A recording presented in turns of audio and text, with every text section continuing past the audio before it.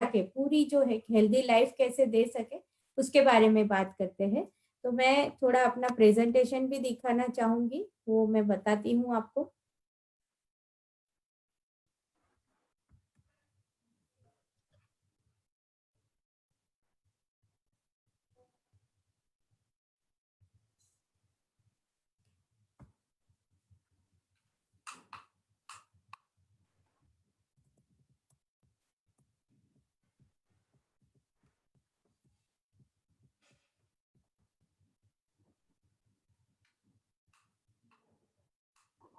હા દીપાબેન દેખાય છે, ચાલુ રાખો. હા, ચાલુ જ રાખું છું, જરા આગળ વધારવાનું છે, એક જ મિનિટ।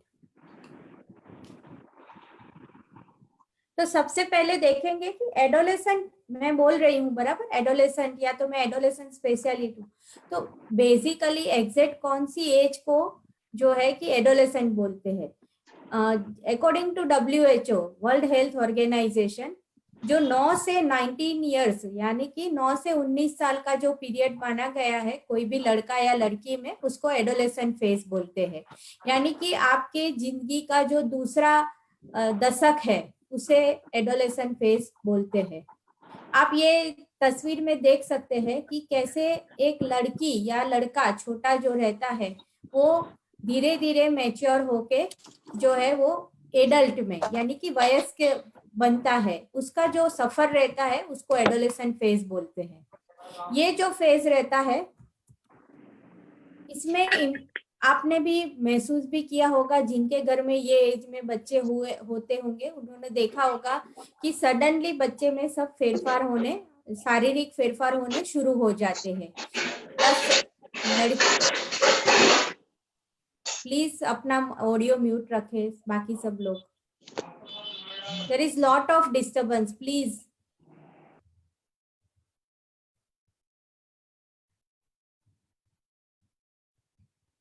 तो ये एज में जो है लड़की रहती है तो करीबन 9-10 साल की एज में, और यदि लड़का रहेगा तो उससे 1-2 साल बाद में उनके बॉडी में है वो बहुत सारे चेंजेस शुरू हो जाते हैं, और सडनली हाइट बढ़ना, वेट गेन होना, बॉडी का जो कंटूर है उसमें उसका पूरा चेंज हो जाता है। जो अभी तक वो बच्चा था वो अभी उसका पूरा कर्वी बॉडी होना शुरू हो जाता है। और ये जो है वो काफी फास्ट सब चेंजेस रहते हैं। आपने महसूस भी किया होगा कि हर 6 महीने पे उनके कपड़े जो है छोटे पड़ जाते हैं, उनकी चप्पल का माप जो है वो चेंज हो जाता है। तो इतना फास्ट ग्रोथ होगा तो नेचुरली जो न्यूट्रिशनल रिक्वायरमेंट है वो भी बहुत ज्यादा रहेगी। तो ये फेज में calorie, protein, vitamin, iron, minerals, ये सब की जो रिक्वायरमेंट है वो काफी सारी बढ़ जाती है। और आपका ग्रोथ यदि बहुत अच्छे से होना है तो उसके लिए आप न्यूट्रिशन दोगे तो ही ग्रोथ अच्छा होगा। तो उसके लिए न्यूट्रिशन, जो हेल्दी खाना देना या हेल्दी न्यूट्रिटिव फूड देना, ये काफी इम्पोर्टेंट रहता है। एक और बात रहती है कि ऐसा देखा गया है कि जो एडोलेसेंट फेज में आप हैबिट डालते हो, ये हैबिट आपकी पूरी जिंदगी भर आपके साथ रहती है। आप जो हेल्दी ईटिंग पैटर्न डेवलप करते हो या आप हेल्दी लाइफस्टाइल एडॉप्ट करते हो तो this will remain with you whole life, पूरी जिंदगी भर रहते हैं। तो इसके कारण भी बहुत जरूरी बनता है कि हम एडोलेसेंट फेज में हेल्दी ईटिंग पैटर्न डेवलप करें, क्योंकि आप ये स्लाइड में देखोगे कि 50% of the adult body weight जो है वो ये जो शुरुआत के 10 से लेके 15 साल की उम्र तक का जो रहता है फेज उसमें बढ़ जाता है, मतलब 18-19 ईयर्स तक भी बढ़ सकता है। और जो हाइट है वो भी ऑलमोस्ट 25% ऑफ एडल्ट हाइट वो बढ़ती है। तो इसके लिए हमें बहुत अच्छा खाना, उनको हेल्दी न्यूट्रिशियस खाना देना बहुत जरूरी रहता है। दूसरा एक बहुत इंपॉर्टेंट पॉइंट न्यूट्रिशन में ये भी रहता है एडोलेसेंट पॉइंट ऑफ व्यू से, कि जैसे कि मैंने बताया कि हम जो हेल्दी ईटिंग पैटर्न अभी डेवलप करते हैं वो पूरी जिंदगी भर हमारे साथ रहती है। तो जो अभी यदि हेल्दी के बदले अनहेल्दी ईटिंग पैटर्न डेवलप होती है तो यही आगे जाके जो एडल्ट डिसीजेस है, जिसको लाइफस्टाइल डिसीजेस बोलते हैं, जैसे कि ब्लड प्रेशर हो गया, हाइपरटेंशन हो गया, कैंसर, कार्डियोवास्कुलर डिसीजेस, ये सब की नींव भी ये एज में हो जाती है। तो ये सब प्रिवेंट करने के लिए भी हेल्दी न्यूट्रिशन देना हमारे लिए बहुत जरूरी हो जाता है। तीसरा एक पॉइंट ये रहता है कि यदि एडोलेसेंट गर्ल जो है वो अंडर नॉरिश है, मतलब वो बहुत वीक है, तो आगे जाके जब वो गर्भावस्था जब वो मतलब शादी करके जाएगी और जब वो गर्भावस्था धारण करेगी, तो उसका जो बच्चा आएगा वो भी एकदम कमजोर आएगा। तो कमजोर बच्चे उनको, ये गर्ल को खुद को भी ये कमजोरी की वजह से उनके जो लाइफ के लिए भी जोखिम बनता है और उसके बच्चे की लाइफ के लिए भी जोखिम बनता है। सर्वे में ऐसा पाया गया है कि यदि मदर अंडर नॉरिश है तो उनको प्री मेच्योर बच्चे आने की संभावना बढ़ जाती है। उनके बच्चे लो बर्थ वेट, यानी कि जो बर्थ के समय वेट रहता है वो 2.5 किलो से कम होना, उसकी संभावना बढ़ जाती है और ऐसे बच्चे गर्भाशय में ही मर जाए वो संभावना भी बढ़ जाती है।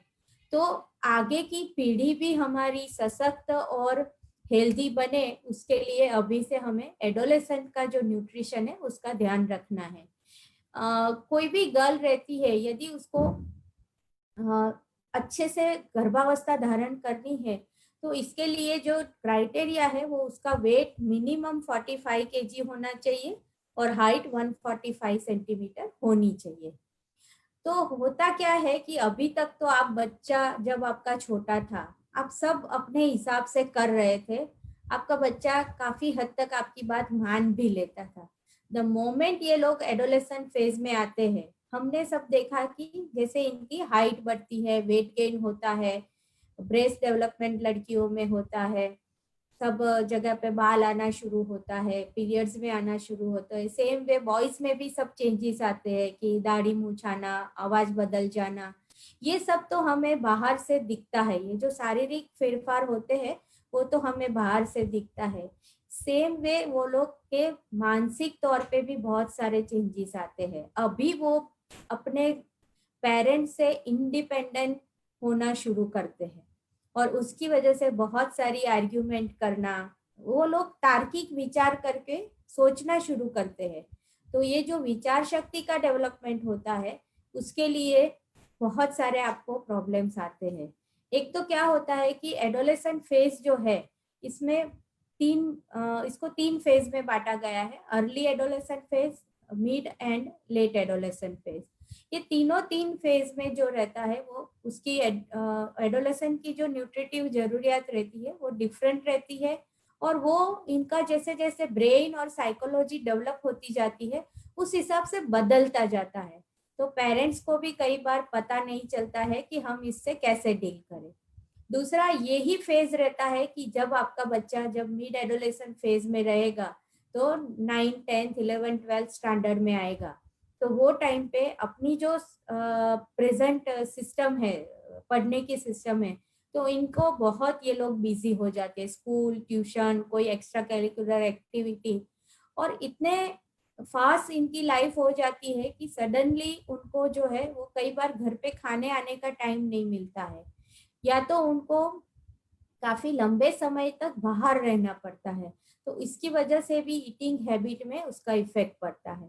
दूसरा, ये लोग को जो नाश्ता खाना बहुत मजा आता है ना, और अपना जो मील स्किप करना, यानी कि लंच या डिनर या ब्रेकफास्ट जो है वो स्किप करना बहुत शुरू हो जाता है। मोस्टली उसमें जो रहता है कि मॉर्निंग स्कूल रहती है, जल्दी जल्दी में तैयार होते हैं और वो ब्रेकफास्ट स्किप होना सबसे कॉमन बात रहता है। जैसे एडोलेसेंट मैच्योर होते हैं और वो इंडिपेंडेंट होना शुरू होते हैं, तो होता ये है कि वो अपने जो पेरेंट्स है उससे थोड़े से दूर चले जाते हैं। ये नेचर्स वे है, उनको इंडिपेंडेंटली वो बाद में जी सके उसके लिए नेचर का ये है कि वो थोड़े अलग जाते हैं, पेरेंट्स से अलग होना शुरू हो जाते हैं। और उनका जो पीयर ग्रुप है, यानी कि उनके हम उम्र बच्चे जो रहते हैं, उनका उन पे बहुत ज्यादा इन्फ्लुएंस रहता है। तो अब वो लोग यदि बाहर का खाना ज्यादा खाते हैं तो इनका भी जो है वो बाहर का खाना खाना बहुत उनको मजा आता है बाहर खाने का। तो बाहर, घर से बाहर खाने का इनका बढ़ जाता है और उसमें भी ऐसा पाया गया है कि 33% जो मतलब 1/3 ऑफ द फूड वो लोग जो खाते हैं जो पूरे दिन का, वो उनका या तो फास्ट फूड रहता है या तो कुछ जंक फूड रहता है। दूसरा, ये फेज में जैसे मैंने बताया कि नेचर्स वे है कि इनको इंडिपेंडेंट लाइफ जीने के लिए तैयार करना है। तो ये लोग अपनी आइडेंटिटी खुद की क्रिएट करना चाहते हैं, they are searching for their identity. तो वो आइडेंटिटी सर्च करने में और अपना खुद का एक आइडेंटिटी क्रिएट करने के लिए they do lot of experimentation, बहुत सारे प्रयोग करते हैं।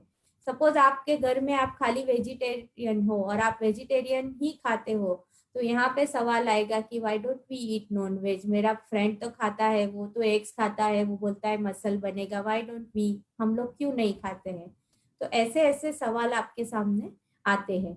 दूसरा, जो बॉडी में फेरफार होते हैं, सडनली जो चेंजेस होते हैं, इससे ये लोग काफी कंफ्यूज हो जाते हैं और वो बहुत कॉन्शियस हो जाते हैं अपनी बॉडी इमेज के लिए। उनको लगता है कि हम लोग कैसे दिखते हैं, पूरा जो जगत है वो हमें ही देख रहा है, वी आर ऑन स्टेज, मतलब हम पूरे जैसे ड्रामा में स्टेज पे होते हैं और सब लोग इनको देखते हैं, ऐसा है कि हम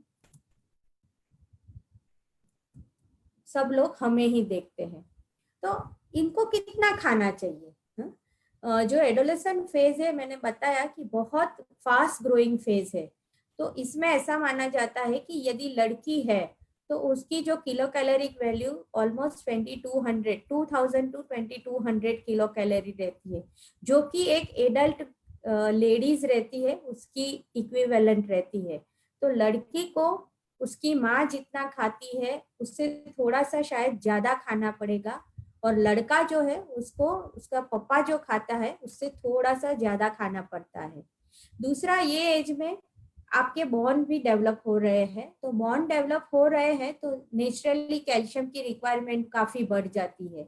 और ये एज में ऐसा रहता है कि बोन में कैल्शियम डिपॉजिट होता है, और ये जो डिपॉजिट होता है वो पूरी लाइफ टाइम आपको, ये जो यही रिजर्व पूरी लाइफ टाइम चलता है। तो और तो आगे जाके जो बोन हेल्दी रहे, ऑस्टियोपोरोसिस यानी कि जो बोन सॉफ्ट हो जाते हैं वो नहीं हो, उसके लिए कैल्शियम की रिक्वायरमेंट इनकी काफी ज्यादा रहती है, almost 1800 to 1000 milligram per day रहती है। सेम वे आयरन के लिए लड़कियों जो होती है वो मेंस्ट्रुएशन में आना शुरू कर होता है, तो हर महीने जो ब्लड लॉस होता है तो उस हिसाब से टीनेज गर्ल की आयरन रिक्वायरमेंट बढ़ जाती है। और टीनेज बॉयज है उसकी भी आयरन रिक्वायरमेंट बढ़ जाती है, क्योंकि इनका मसल मास जो है वो काफी बढ़ने लगता है।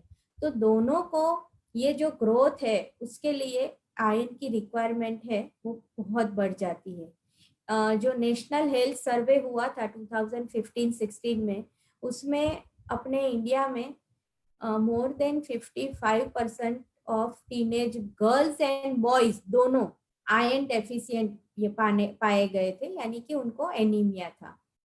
तो ऐसा हुआ कि हर 2 में से एक बच्चा जो है वो आयरन डेफिशिएंट है।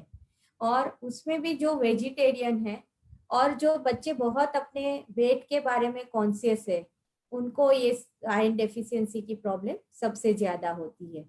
आयरन का जो सोर्स है, कैसे ज्यादा एब्जॉर्प्शन बढ़ाए, वो लास्ट टाइम हमने देखा ही था। तो मैंने जैसे बताया कि ये सब जो शारीरिक और मानसिक फेरफार होते हैं, और इनकी जो अभी तक जो दौर मम्मी और पापा के हाथ में थी वो मम्मी के हाथ में से फिसल के बच्चे के हाथ में आ जाती है। अभी टीनेजर्स बच्चे खुद डिसाइड करते हैं कि मैं क्या खाऊंगा, कितना खाऊंगा, कब खाऊंगा। तो और वो लोग बाहर भी ज्यादा रहते हैं, तो हर टाइम आप उसके साथ बने रहे ऐसा नहीं होता है, और आप जो है वो वो उनके हाथ में रहता है कि हमें क्या खाना है। और मैंने जैसे बताया कि फास्ट फूड और जंक फूड खाना बहुत बढ़ जाता है, तो इसकी वजह से ओबेसिटी यानी कि मोटापन या तो ओवरवेट, जो अपनी हाइट है उसके हिसाब से जो वेट है वो ज्यादा होना, तो ओवरवेट और ओबेसिटी जो है वो आजकल बढ़ रही है। नेशनल फैमिली हेल्थ सर्वे जो हुआ 2015-16 में, उसमें ये पाया गया कि लास्ट 10 इयर्स के कंपेयर में ये बार ओबेसिटी का रेट जो है वो डबल हो गया है। और दूसरा ये भी पाया गया कि अभी तक ऐसा था कि जो हायर सोशियो इकोनॉमिक क्लास है वहां पे ही ज्यादा मोटेपन का प्रॉब्लम था। ये सर्वे में ऐसा पाया गया कि जो लोअर सोशियो इकोनॉमिक क्लास है वहां पे भी ओबेसिटी इज ऑन राइज, और करीबन 18 to 20% टीन्स जो है वो ओबेस पाए गए हैं। दूसरा, अपने यहाँ जो इंडियन ओबेस बच्चे हैं इसमें ये भी पाया गया कि ओबेस तो है पर साथ में दूसरी डेफिशिएंसी भी बहुत है, जैसे obesity with iron deficiency, obesity with calcium deficiency. तो ये जैसे दो बाजू की तलवार हो जाती है, वो ज्यादा बच्चे को प्रॉब्लम करती है। अभी हम कह सकते हैं कि इसमें से हेल्दी किसको बोलेंगे हम?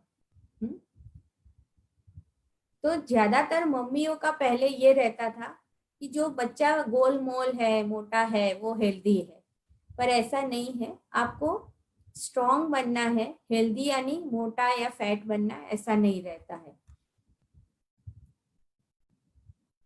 तो ये सब डेफिनेशन है कि किसको हम ओवरवेट बोलते हैं, लाइक मोर देन BMI जो बोलते हैं, वो यदि 85 परसेंटाइल या उससे ज्यादा है तो उसको ओवरवेट बोलते हैं, और 85 to 95 परसेंटाइल पे है तो ओवरवेट बोलते हैं, मोर देन 95 परसेंटाइल है तो ओबेसिटी यानी कि मोटापन, और मोर देन 99 परसेंटाइल है तो ये जो है वो सीवियर ओबेसिटी कहा जाता है।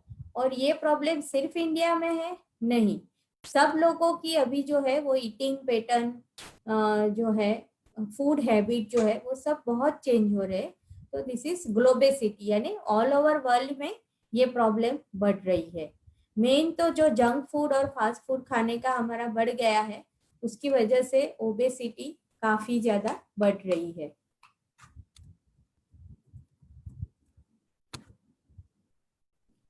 तो जो क्या रीजन होता है कि ओबेसिटी क्यों इतनी बढ़ रही है? खास करके अभी मैं यहाँ जो बात कर रही हूँ वो टीनेजर्स के बारे में बात कर रही हूँ। तो एक तो रहता है कि थोड़ा हेरिडिटरी रहता है। हेरिडिटरी यानी ऐसा नहीं कि जो घर पे सब लोग मोटे हैं इसको हम हेरिडिटरी बोलते हैं। देयर आर सम डिसीजेस कि जहाँ पे वो लोग है वो मोटे ही रहते हैं।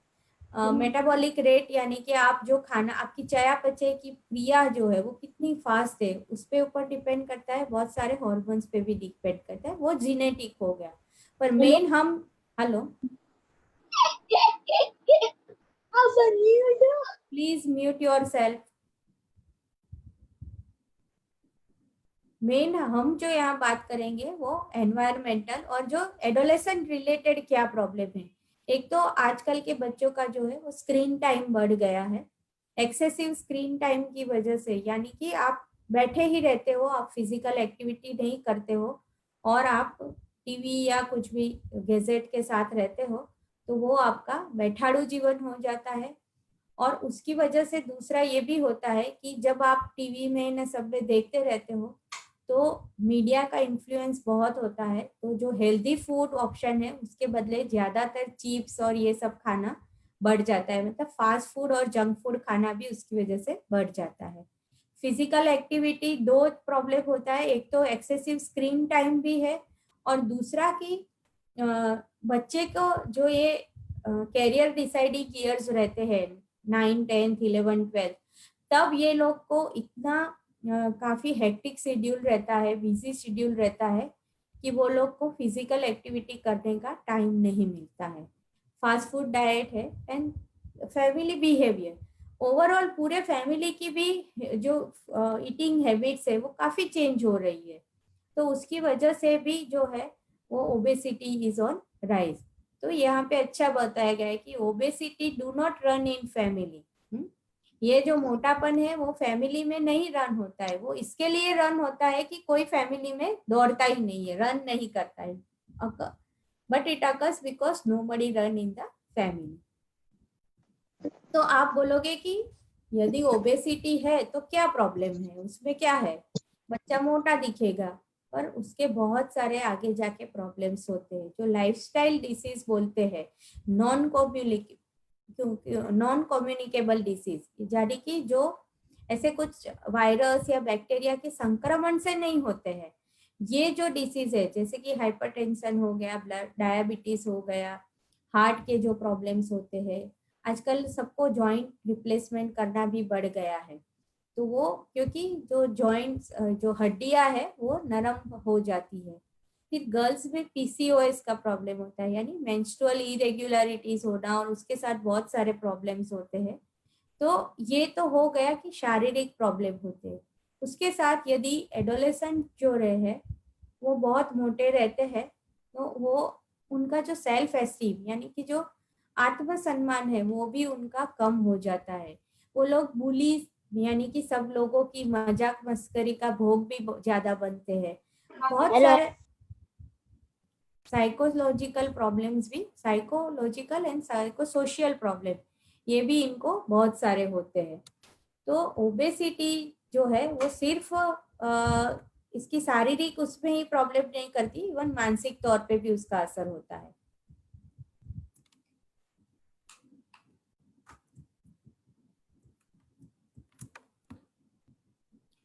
तो ये हाल में हम बैलेंस डाइट कैसे करेंगे? पेरेंट्स का मेन प्रॉब्लम ये रहता है कि हम बैलेंस कैसे करें। तो ये आपको एक थाली जो है, ईट वेल प्लेट बोलते हैं इसको, आप देखोगे तो ऑलमोस्ट 1/3 पोर्शन है जो कि ये 1/3 पोर्शन जो है वो फ्रूट्स वेजिटेबल्स और उससे है। हाँ, तो फ्रूट्स एंड वेजिटेबल आपकी थाली में जो आपका पूरा, आप पूरे दिन का जो खाना खाते हो वो 35 to 40% जो है वो आपका फ्रूट्स एंड वेजिटेबल्स का रहना चाहिए। आपका जो कार्बोहाइड्रेट पोर्शन है वो जो है वो 30 to 35। यहाँ पे हम ब्रेड राइस नहीं, पर जैसे रोटी रोटला राइस पोटेटोज ये सब चीजें हैं वो बाकी 30% में रहती है। और नीचे का जो पोर्शन है इसमें से 1/3 में से भी 1/3 जो है वो प्रोटीन यानी कि मीट फिश, जो अपनी दाल रहती है, सब पल्सिस रहते हैं उसमें रहता है। 20% जैसा जो है वो मिल्क और डेयरी फूड रहता है। बाकी खाली 5 to 10% में एक्सक्यूज ही मी मैम।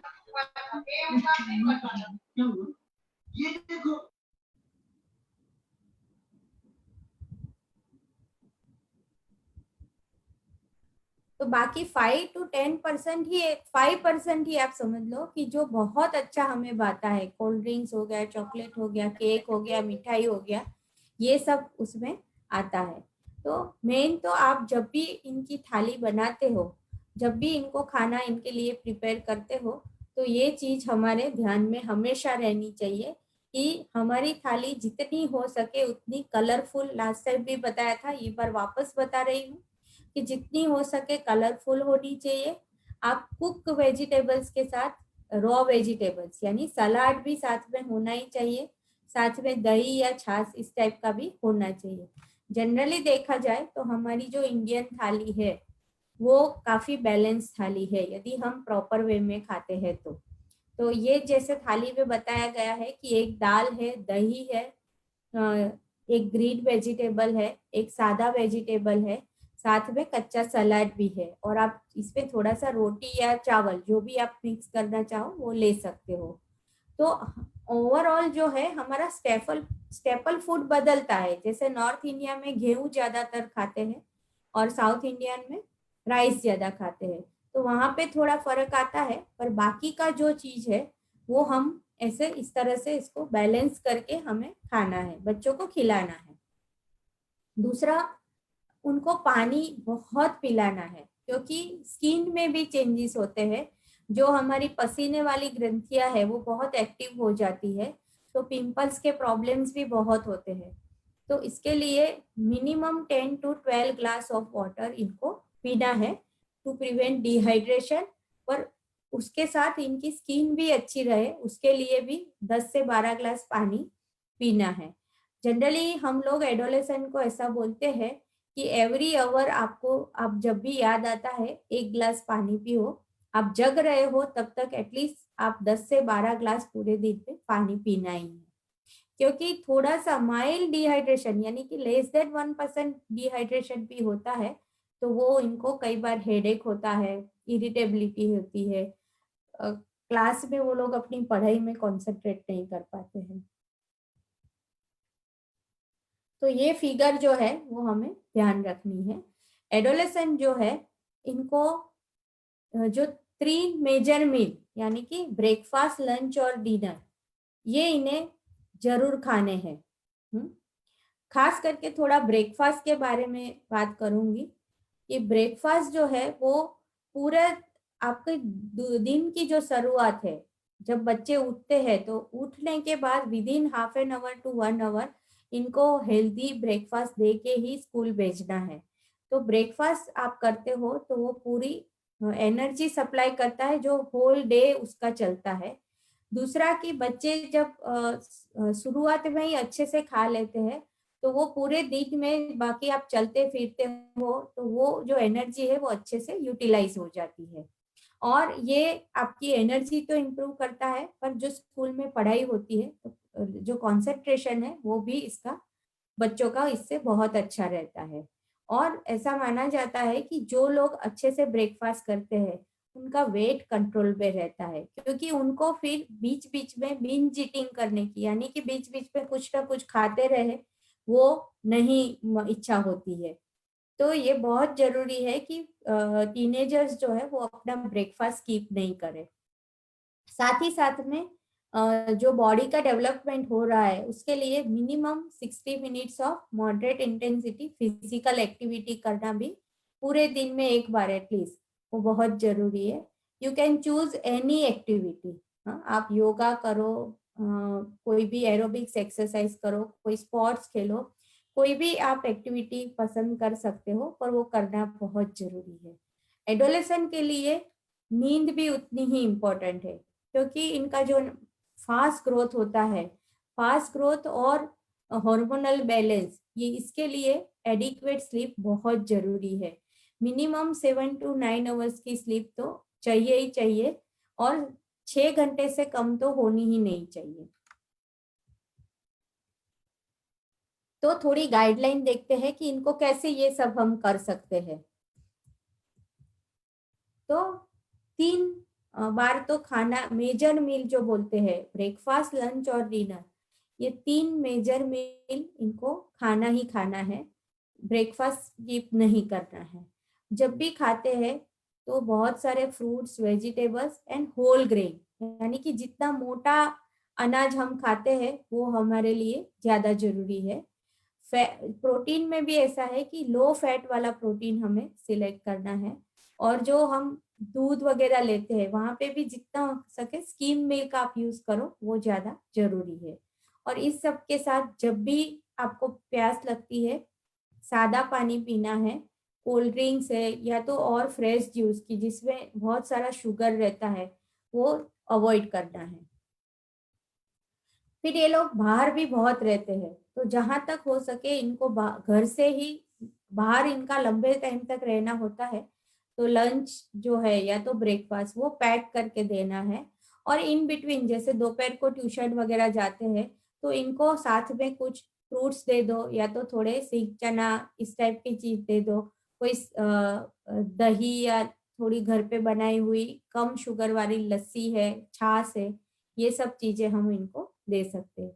जितना हो सके जिसमें भी बहुत ज्यादा शुगर यानी कि अ, शक्कर, नमक और मैदा, ये चीज जितनी कम यूज करते हो वो बहुत जरूरी है। दूसरा, उनको थोड़ा पोर्शन साइज सिलेक्ट करना सिखाना है।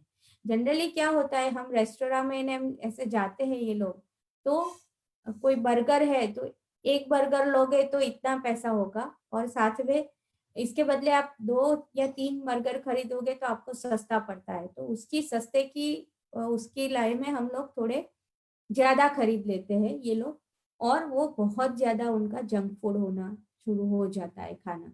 तो कहीं पे भी जाए स्मॉल क्वांटिटी पसंद करना है, खास करके जब फास्ट फूड या जंक फूड की बात आती है तो वहां पे पोर्शन साइज थोड़ा माइंड में रखना है, और वो उनको शुरुआत से ही सिखाना है कि ये ऐसे करना है। और ये सब चीजें सिखाना उनको शुरुआत से, जैसे कि हमने लास्ट टाइम बात किया था कि जब बच्चा छोटा है तब से ही उसको हेल्दी ऑप्शन कैसे चूज करना है वो सिखाना शुरू कर देना चाहिए। और उनको जितना नया नया फूड, हेल्दी फूड वो ट्राई करना चाहते हैं, वो एक्सपेरिमेंट करते हैं, तो इनको करने दीजिए। जितना नया फूड खाएंगे, वैरायटी ऑफ फूड खाएंगे, वो अच्छा है। तो कैसे स्मार्ट खाना खाना है वो शुरुआत से ही आपको इनको सिखाना है। फिर जब टीवी देखते देखते ऐसे खाते रहते हैं, वो नहीं होना चाहिए, वो टोटली बंद ही करना है, वो जरा भी एनकरेज नहीं करना है। दूसरा कि मम्मियों का ये प्रॉब्लम होता है कि हम लोग घर पे बनाते हैं, वो बच्चे खाते नहीं है। तो इसके लिए हम क्या कर सकते हैं? इसके लिए सबसे पहले जब फूड सिलेक्शन करना आता है, वहां से उनको इन्वॉल्व करना शुरू करो कि चलो आज हमें खाने में क्या बनाएंगे, आप बताओ। तो उस तरह से पहले उनको, और उसमें आपको दो हेल्दी चॉइस ही देनी है, दो तीन आप हेल्दी चॉइस दो और उनको सिलेक्ट करने को बोलो। तो involve them in selection of food. Second thing कि आप जो खाना परचेस करने जाते हो, कब जैसे साग मार्केट जाते हो, सब्जी लेने जाते हो, या मार्केट में, सुपर मार्केट में आप अपना जो अनाज वगैरह लेने जाते हो, तो उनको साथ लेके जाइए। पर जब भी इनको लेके जाते हो तो इनको पहले घर से अच्छे से खिला के जाइए, नहीं तो सबसे पहला ध्यान वो जो फास्ट फूड कॉर्नर होगा, जो चिप्स ने वेफर्स ने रहेगी, वहां पे ही जाएगा, and they will by lot of this thing. और उनको ये सिखाओ कि कौन सा न्यूट्रिशियस फूड है। फ्रूट्स एंड वेजिटेबल्स ज्यादा न्यूट्रिशियस है कंपेयर टू जो पैकेज फूड है वो। दूसरा, इनको शुरुआत से ही जो पैकेज फूड पे फूड लेबल आता है, उनका न्यूट्रिटिव वैल्यू का फूड लेबल आता है, वो पढ़ना सिखाओ। तो उससे उनको समझ में आएगा कि इसमें कितनी कैलोरी है, कितना शुगर है, तो ये चीज हमारे लिए हेल्दी है कि नहीं है। और जैसे न्यूट्रिशियस फूड हमें कैसे परचेस करना है, वो शुरुआत से ही उनको इसका इम्पोर्टेंस सिखाओ और उनको इन्वॉल्व करो। अब जितना उनको ज्यादा इन्वॉल्व करोगे, उनका हेल्दी फूड खाने का जो चांसेस है वो बढ़ता जाता है। दूसरा, जब खाना बनाने आता है तब भी, जैसे हर रोज तो मैंने बताया कि ये लोग बहुत बिजी रहते हैं, तो दे मे नॉट आपके साथ वो नहीं कर सकते हैं। अभी तो जैसे लॉकडाउन है, बहुत सारे बच्चे घर पे ही है, काफी सारा टाइम है। और नॉट ओनली गर्ल्स, जैसे यहाँ पे देखा है, लड़का जो है और पापा और लड़के भी मिल के भी खाना पका रहे हैं। तो एटलीस्ट आप ऐसा कुछ करो कि वीकेंड में हम सब मिल के एक फैमिली मील बनाएंगे, सब साथ मिल के खाना बनाएंगे। तो और वो हेल्दी ऑप्शन चूज करेंगे। उनको ही, ये लोग बहुत स्मार्ट होते हैं, इनको ही सौंपो कि आप यूट्यूब पर से हेल्दी रेसिपी ढूंढो, आप बोलो तो हम जाके साथ में जाके लेके आते हैं उसके लिए जो भी इंग्रेडिएंट्स चाहिए वो, और ये सैटरडे संडे चलो साथ में मिल के पकाते हैं। तो इस तरह से उनको शुरुआत से ही ये सब हमें सिखाना है। थोड़ा फूड सेफ्टी के बारे में भी शुरुआत से ही बताना है। फूड हम कम से कम वेस्ट करें वो भी देखना है, और हाइजीन कैसे मेंटेन करना है खाना बनाने के टाइम पे, वो भी उनको शुरुआत से ही सिखाना है। हमें पेरेंट्स जो है, जैसे और सब चीजों में है कि पेरेंट्स को रोल मॉडलिंग करना है, यहाँ पे हेल्दी ईटिंग पैटर्न में भी ऐसा ही होगा कि पेरेंट्स यदि रोल मॉडल है, अच्छा हेल्दी न्यूट्रिशियस खाना खाते हैं, तो बच्चे भी जो है वो हेल्दी एंड न्यूट्रिशियस खाना खाएंगे। यदि पेरेंट्स भी एक्सरसाइज दो हर रोज करते हैं, तो उनको देख देख के बच्चा भी धीरे धीरे ये करना सीख जाएगा, वो भी ऐसा करने के लिए प्रेरित होगा। और एटलीस्ट एक पेरेंट्स भी साथ में बैठ के बच्चे के साथ एक टाइम खाना खाए। ये नहीं कि बच्चा अपने आप खा लिया, जब भी उसको टाइम मिला पेरेंट्स अपने टाइम से खा ले। नींद में एटलीस्ट एक मील जो है वो आप सब मिल के साथ में खाओ, डिनर हो या लंच हो, जो भी आपको सूट करता है वो। और यहाँ पे जैसे दोनों पेरेंट्स नहीं साथ में रह सकते, एटलीस्ट एक पेरेंट्स होना भी बहुत जरूरी है। दूसरा कि ये जो हम फैमिली मील बोलते हैं, या तो हम जब साथ में खाना खाने बैठते हैं, तो फिर ये नहीं होना चाहिए कि पूरे दिन का जो गुस्सा है, भड़ास है, वो खाने के टेबल पे निकले। तो तब खाने के टेबल पे जब साथ में हम बैठे हैं, पर्टिकुलरली जब एडोलेसेंट के साथ बैठे हैं, तो हम ये ध्यान रखेंगे कि हम उनको भाषण नहीं दे, उनको उपदेश नहीं दे। तब ये जो है वो एकदम हंसी खुशी का माहौल होना चाहिए। आप जॉक्स कर सकते हो, हंसी खुशी की बातें कर सकते हो। उसके साथ बच्चे की जो कुछ इंटरेस्ट की बात है, उसकी कोई हॉबी है, कोई स्पोर्ट्स खेल रहा है, तो उसको जो इंटरेस्ट की बात है उसके बारे में बात करो। थोड़ा यदि एडोलेसेंट बड़ा है, मतलब 17-18 साल का है, तो वो आगे क्या कैरियर बनाना चाहता है, उसका कौन सा कैरियर में इंटरेस्ट है, ये सब चीजें जो है वो आप इनके साथ बात करो, शेयर करो। तो दो फायदे होंगे कि उनके साथ आपका जो कम्युनिकेशन है वो भी इम्प्रूव होगा।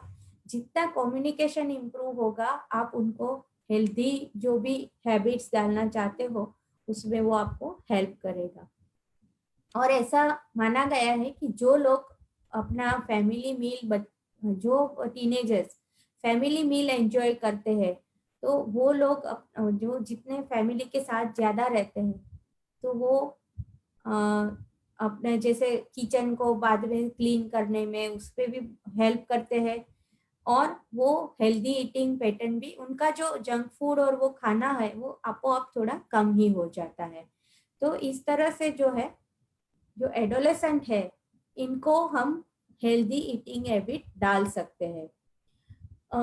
आप बोलोगे कि जो मैं 2-3 बार अभी बोली कि फास्ट फूड या जंक फूड नहीं खाना है, तो क्यों नहीं खाना है, उसमें क्या प्रॉब्लम है? तो इसका जो डिटेल में है वो केतन भाई आपको बताने वाले हैं। तो आप केतन भाई से एक बार हम केतन भाई का सुनेंगे कि जंक क्या है। ये जो JUNCS, ये जंक के लिए एक शॉर्ट फॉर्म है, और उसका जो सब डिटेल है वो केतन भाई हमें बताएंगे। तो दीपा बहन, थैंक यू। वेलकम। हम लोगों ने जंक फूड के बारे में काफी सारा, यूं तो दीपा बहन ने इनडायरेक्टली बता ही दिया है आपको कि जंक फूड नहीं खाना चाहिए। वापस थोड़ा ब्रशअप कर लेंगे थोड़ा उसमें। और जंक का मायने इंग्लिश में कचरा रहता है, और जंक फूड का मायने जो फूड जो है एक्चुअली कचरा है, पेट में शरीर को कोई काम नहीं देता है, और शायद ऐसा भी कचरा है जो शरीर को नुकसान भी कर सकता है। बराबर। तो ऐसा इसको हम लोग जंक फूड बोलते हैं। तो जंक फूड कैसे पहचानेंगे? जंक फूड यानी ऐसा फूड होता है जिसमें पोषक तत्व कम होते हैं, और जो पोषक तत्व अंदर होते हैं वो बैलेंस नहीं होते हैं, या फिर ऐसा भी हो सकता है कि उसके अंदर ऐसी चीजें होती हैं जो शरीर को नुकसान भी करता है। ये सब चीजों को जंक फूड बोलते हैं। उसको आगे देखा जाए तो ऐसे जो खाद्य पदार्थ हैं जिसमें ज्यादातर चर्बी, फैट, सॉल्ट यानी नमक, और शुगर यानी मीठापन ज्यादा होता है, और फाइबर्स कम रहते हैं, और जो फूड हाईली प्रोसेस्ड होता है, यानी जो नेचुरल जो खाद्य पदार्थ होता है उसको कुछ ना कुछ ऐसा करके बनाया गया है इंडस्ट्री में कि उससे उसका प्रोसेसिंग ज्यादा होता है उसमें, और उसकी न्यूट्रिटिव वैल्यू कम हो जाती है। अभी इसको यूं शॉर्ट में देखा जाए तो जो जितने भी पैक्ड फूड मिलते हैं अपने बाजार में, ये प्रैक्टिकली सभी जंक फूड होते हैं, क्योंकि सभी में ज्यादातर सॉल्ट बहुत ज्यादा होता है। यूं कमलेश भाई ने अभी पूछा था कि सॉल्ट कितना होना चाहिए। एक्चुअली देखा जाए तो एक व्यक्ति को पूरे दिन भर में 2 ग्राम से ज्यादा सॉल्ट नहीं लेना चाहिए, ये अपर लिमिट होती है। पर हमारे यहाँ ज्यादातर देखा गया है कि हम लोग 5 से 10, कई कई जगहों पे तो 15 ग्राम रोज का सॉल्ट, नमक पेट में जाता है। हमारे यहाँ पे अचार खाने की और सब सॉल्टी नमकीन खाने की काफी सारी प्रैक्टिसेस है, उसकी वजह से हमारा सॉल्ट इंटेक काफी रहता है। और सॉल्ट बढ़ने से अपनी जो रक्तवाहिनियां होती हैं, वो रक्तवाहिनी की जो दीवारें होती हैं वो उसकी नरमाश कम हो जाती है, वो कड़क हो जाती है, और आगे जाके ब्लड प्रेशर की बीमारी हो जाती है।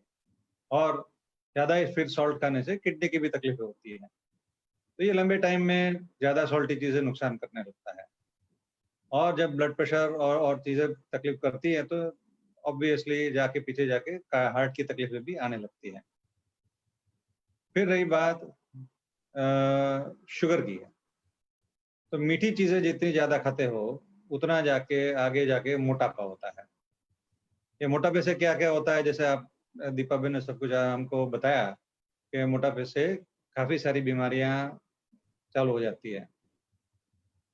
तो ये शुगर जो है, ये भी जैसे दीपा बहन ने बताया कि उसमें रोज़ की जैसे 2200 किलो कैलोरी अपने को ज़रूरत रहती है, ऑन एन एवरेज 2200-2500 जो भी, उसका 10% से ज़्यादा डायरेक्ट शुगर नहीं होनी चाहिए। यानी 200 कैलोरी से ज़्यादा शुगर पेट में नहीं जानी चाहिए। अभी 200 कैलोरी गिनती करने जाओ तो आपको रोज का 25, 30, 40, 50 ग्राम से ज़्यादा बच्चों को शुगर नहीं जानी चाहिए रोज की। ये अपर लिमिट हो जाती है। तो मीठी चीज़ें खाने से काफ़ी सारे नुकसान होते हैं। उसमें से ये भी देखा गया है कि मीठी चीज़ें और फ्राइड चीज़ें, तली हुई चीज़ें, ज़्यादा फैट वाली चीज़ें खाने से शरीर के अंदर में वो चीज़ों के लिए क्रेविंग उत्पत्ति होती है। एक प्रकार का एडिक्शन, एक प्रकार का हिंदी में क्या बोलेंगे एडिक्शन को? व्यसन हो जाता है। तो कैसा होता है कि बच्चों को हम लोग देखते हैं कि बड़ों को भी, बच्चों को भी, सभी को, कि धीरे-धीरे तली हुई चीज़ और मीठी चीज़ ज़्यादा अच्छी लगती है। उसके लिए हम लोग जैसे बोलते हैं इंग्लिश में ये लोग उसको स्वीट टूथ है। बोलते हैं इसको तो मीठी चीज़ें बहुत अच्छी लगती है, उसकी तो आदत है। उसको तो रोज़ एक मीठा मीठा चीज़ चाहिए। तो अगर एक्चुअली देखा जाएगा तो ये कोई गर्व लेने की बात नहीं है। ये आपको धीरे-धीरे व्यसन होते जा रहा है। व्यसन का मायने कैसे है कि ये जो चीज़ अगर आपको नहीं मिलती है, जिनको आदत होती है, तो उनको जिस दिन नहीं मिलती है, उसको उस दिन अच्छा नहीं लगने लगता है। थोड़े अंदर से क्रेविंग आती है, मैं कहीं से भी लाके ढूँढ के भी मीठी चीज़ खा लूँ। इसलिए कई लोग घर पे जो रिस्ट्रिक्शन होते हैं, तो वो जाके बाहर जाके भी मीठी चीज़ और तली चीज़ खाने लगते हैं। तो मीठी चीज़ें और फैटी चीज़ें पोटेंशियल होता है उनका। ये कितना स्ट्रॉन्ग होता है कि जैसे एज़ गुड एज़ कोकेन, ज जो अलग-अलग चीज़ों का एडिक्टिव पोटेंशियल जब नापते हैं, तब कोकेन का जो क्रेविंग होता है, वैसे ही क्रेविंग कभी-कभी ये मीठी चीज़ों का अक्सर लोगों को होता है, कभी-कभी नहीं। और बाकी रही ज़्यादा तेल वाली चीज़ें, तो ज़्यादा तेल वाली चीज़ें खाने से भी यही इश्यू होता है और तेल के बारे में और थोड़ा बात करेंगे अभी। पर ये जो जंक फूड होते हैं, इनमें प्रोटीन्स कम रहता है। फॉर एग्ज़ाम्पल जैसे कोल्ड ड्रिंक्स होते हैं या मिठाइयाँ होती हैं। मिठाइयाँ में तो ख़ैर फिर भी प्रोटीन रहता है क्योंकि कई दाल में से बनती हैं मिठाइयाँ, पर मिठाइयों में शुगर बहुत ज़्यादा होती है। तो कोल्ड ड्रिंक्स है, चॉकलेट्स है, केक्स है, पेस्ट्री है, सभी चीज़ों में कोई प्रोटीन नहीं रहता है। और और यूँ देखा जाएगा तो ये जो खाना हमारा संतुलित कभी बोलते हैं, बैलेंस कभी बोलते हैं, जिसमें हमारा जो टोटल एनर्जी का रिक्वायरमेंट है वो 30% 1/3 प्रोटीन में से मिलना चाहिए। उसके बजाय आपको 2/3 या 3/4 अगर फैट में से या शुगर में से मिलने लगेगा तो ये असंतुलित खुराक बोलते हैं। क्योंकि जब ऐसी फैट या शुगर वाली चीज़ें ज़्यादा खाने से इन चीज़ों जो बनावट बनती हैं, ये जैसे नमकीन्स होते हैं, मिठाइयाँ होती है, ये क्रीम्स, पेस्ट्री, बेकरी की जितनी भी प्रोडक्ट्स हैं, पैकेट्स हैं, सब में जो हाइली न्यूट्रिटिव विटामिन्स होते हैं, वो बहुत कम रहते हैं, प्रैक्टिकली नहीं होते हैं। फिर फाइबर्स कम रहते हैं। ये फाइबर की बात कहें तो जैसे मैंने बताया आपको कि जंक फूड की व्याख्या में अल्ट्रा प्रोसेस्ड फूड होते हैं। अल्ट्रा प्रोसेसिंग मतलब मैदा। जैसे गेहूँ में से उसका आटा बनाओ तो चलेगा, वो थोड़ा-सा ही प्रोसेसिंग हुआ, उसको ग्राइंडिंग करके बनाया आपने। फिर आटे में से आपको उसको छान लो और उसका ऊपर का जो थुली बोलते हैं, वो भी निकाल दो, तो आपने और प्रोसेसिंग कर दिया। गेहूँ को इंडस्ट्री में मिलिंग करके और उसका सब ऊपर का जो कवरिंग होता है सब निकाल के व्हाइट एकदम पाउडर जैसा बना देते हैं, तो वो मैदा होता है, वो हाइली प्रोसेस्ड फूड बोलते हैं। वैसे हाईली प्रोसेस सभी काफी सारी चीजों में हाई प्रोसेसिंग होता है, वैसे सब प्रकार के ऑयल्स में भी हाई प्रोसेसिंग होता है। जैसे खाद्य तेल जो होते हैं वो अपने वो जो पहले कोली में जो तेल बनाते थे क्रूडली, वो तेल थोड़ा कचरे जैसा भी लगता था, थोड़ा क्रूड लगता था, खाने में भी इतना टेस्टी नहीं होता है। पर वो तेल को अभी ज्यादा टेस्टी बनाने के लिए इंडस्ट्री में कई सारे फ्लेवर्स डालते हैं, प्रिजर्वेटिव डालते हैं और केमिकल्स डालते हैं, हाइड्रोजनेशन करते हैं, वैसे सब प्रोसेसिंग होती है, उससे ये सब तेल हैं वो अच्छे लगने लगता है। वैसे देखा गया है कि हाइड्रोजनेशन करने से तेल का टेस्ट तो अच्छा ही हो जाता है और वो सबकी जो कीपिंग क्वालिटी अच्छी रहती है, यानी कि वो जो हाइड्रोजनेटेड ऑयल्स में जो चीजें बनाई हैं, जैसे most of the packet food जो भी बनते हैं, नमकीन बनते हैं, वो हाइड्रोजनेटेड ऑयल में तले हुए होते हैं। तो हाइड्रोजनेटेड ऑयल में तलने से वो चीज ज्यादा समय तक सही रहती है, बिगड़ती नहीं है, इसलिए ये एक प्रकार का हाईली प्रोसेस फूड होता है। क्योंकि जो जो जब हाइड्रोजनेशन करते हैं तेल को, तो उसमें ट्रांस फैट नाम का फैट बढ़ जाता है और ये फैट है आगे जाके कई सारी बीमारियां शरीर में लाता है और ट्रांस फैट शरीर के लिए अच्छा नहीं होता है और most of the junk food में ट्रांस फैट ज्यादा रहता है। ट्रांस फैट हम घर पे भी कई बार एक ही कढ़ाई में तेल में बार बार चीजें फ्राई करते हैं, तो उसमें भी घर पे हम लोग ट्रांस फैट बढ़ा देते हैं, ऐसा हो सकता है। तो ये चीजें हुई जंक फूड के बारे में कि जंक फूड में ये फैट ज्यादा होता है, ज्यादा तली हुई चीजें होती हैं, ट्रांस फैट ज्यादा रहता है और हाइड्रोजनेटेड फैट ज्यादा रहता है, ये सब प्रकार का फैट ज्यादा रहता है। हाइड्रोजनेटेड फैट का बारे में और देखा जाए तो कौन से फैट हाइड्रोजनेटेड होते हैं, जैसे ये पाम ऑयल होता है, कोकोनट ऑयल मिलता है, ये सब जो होते हैं ये सब हाइड्रोजनेटेड फैट होते हैं और जिसमें शुगर ज्यादा है, सॉल्ट ज्यादा है और अल्ट्रा प्रोसेस्ड मटेरियल ज्यादा है। ये सब चीजें की वजह से ये जो जंक बनता है, कचरा बनता है, वो क्या होता है, शरीर को काम नहीं लगता है, शरीर को नुकसान करता है। इसमें फाइबर बहुत कम होते हैं तो कॉन्स्टिपेशन भी हो जाता है।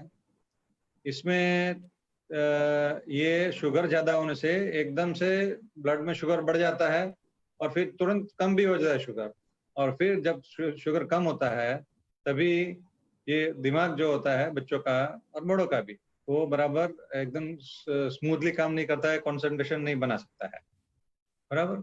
तो ऐसी सब चीजों की वजह से ये जंक फूड नुकसान करता है। काफी सारी केमिकल्स और प्रिजर्वेटिव होने से एलर्जी होती है कई प्रकार की, कई प्रकार के जैसे खुजलियां है, स्किन की तकलीफें हैं और ऐसी सब नुकसानदेह तकलीफें होती है, आगे जाके कैंसर्स भी हो जाते हैं। मोटापा के बारे में हम लोग ने सुन लिया, काफी सारा मोटापा होता है। तो ये सब जंक फूड की माया होती है। तो जंक फूड को पहचानना बहुत जरूरी है। हम एक छोटा सा वीडियो देखेंगे कि गवर्नमेंट ने पॉलिसीज तो बनाई है कि जैसे आपको जो टिन पैक होते हैं खाने के या पैकेट्स होते हैं उसके ऊपर हमको ये मेंशन करना होता है कि इतना ग्राम शुगर है, इतना ग्राम ये फैट है, ये है। पर जो मैन्युफैक्चरर्स हैं वो सब छुपाते हैं, कैसे स्मार्टली छुपाते हैं। और एक छोटी सी वीडियो देखते हैं।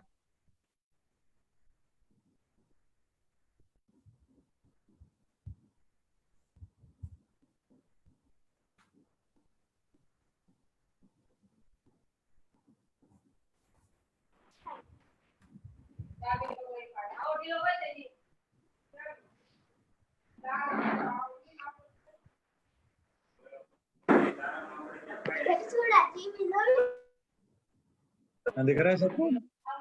दीपा दिख रहा है? एक मिनट। हाँ सर, दिख रहा है, दिख रहा हाँ है। दिख रहा है, दिख रहा है। हाँ देखिए।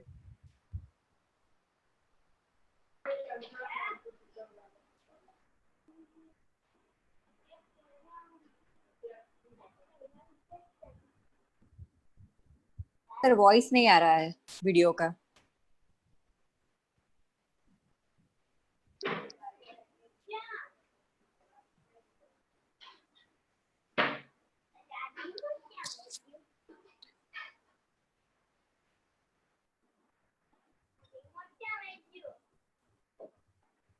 Hello. Voice is not there. हाँ सर, वॉइस नहीं आ रहा है। ओरिजिनल ऐसा है, तो पढ़िए नीचे सबटाइटल्स पढ़िए।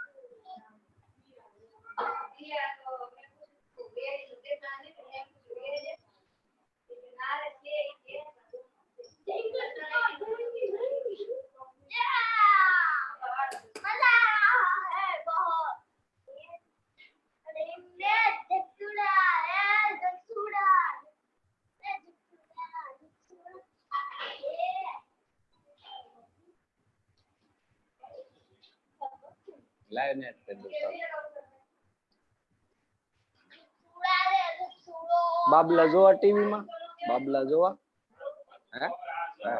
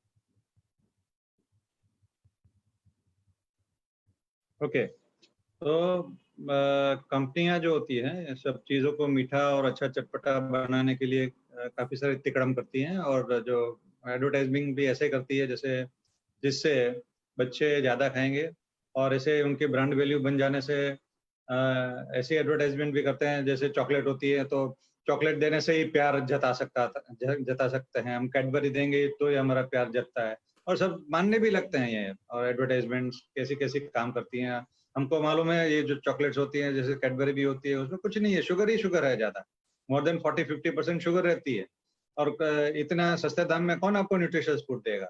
It is not possible. So सब एडवर्टाइजमेंट की जाल में मत जाइए। हम थोड़े प्रश्न ले लेते हैं, नहीं तो थोड़े प्रश्न रह जाएंगे। My son is 2.4 years, he is having roti in lunch, nothing else. Whenever given, give sabji roti or dal roti, just throws out from mouth. थोड़ा ये प्रश्न जिन्होंने किया है तो उनको ये भी थोड़ा पूछना पड़े कि आपने पिछला जो सेशन अटेंड किया था या नहीं, क्योंकि उसमें ये सब जवाब काफी सारे थे। इतना छोटा बच्चा होता है तो 2.5 साल का बच्चा है, तो 2.5 साल का बच्चा भी बहुत बड़ा नहीं हुआ है, पर बचपन से जैसे 8-9-10 महीने का बच्चा होता है तभी से अमुक आदतें, सब चीज हर प्रकार का खुराक देने की आदतें लगानी जरूरी बनती है।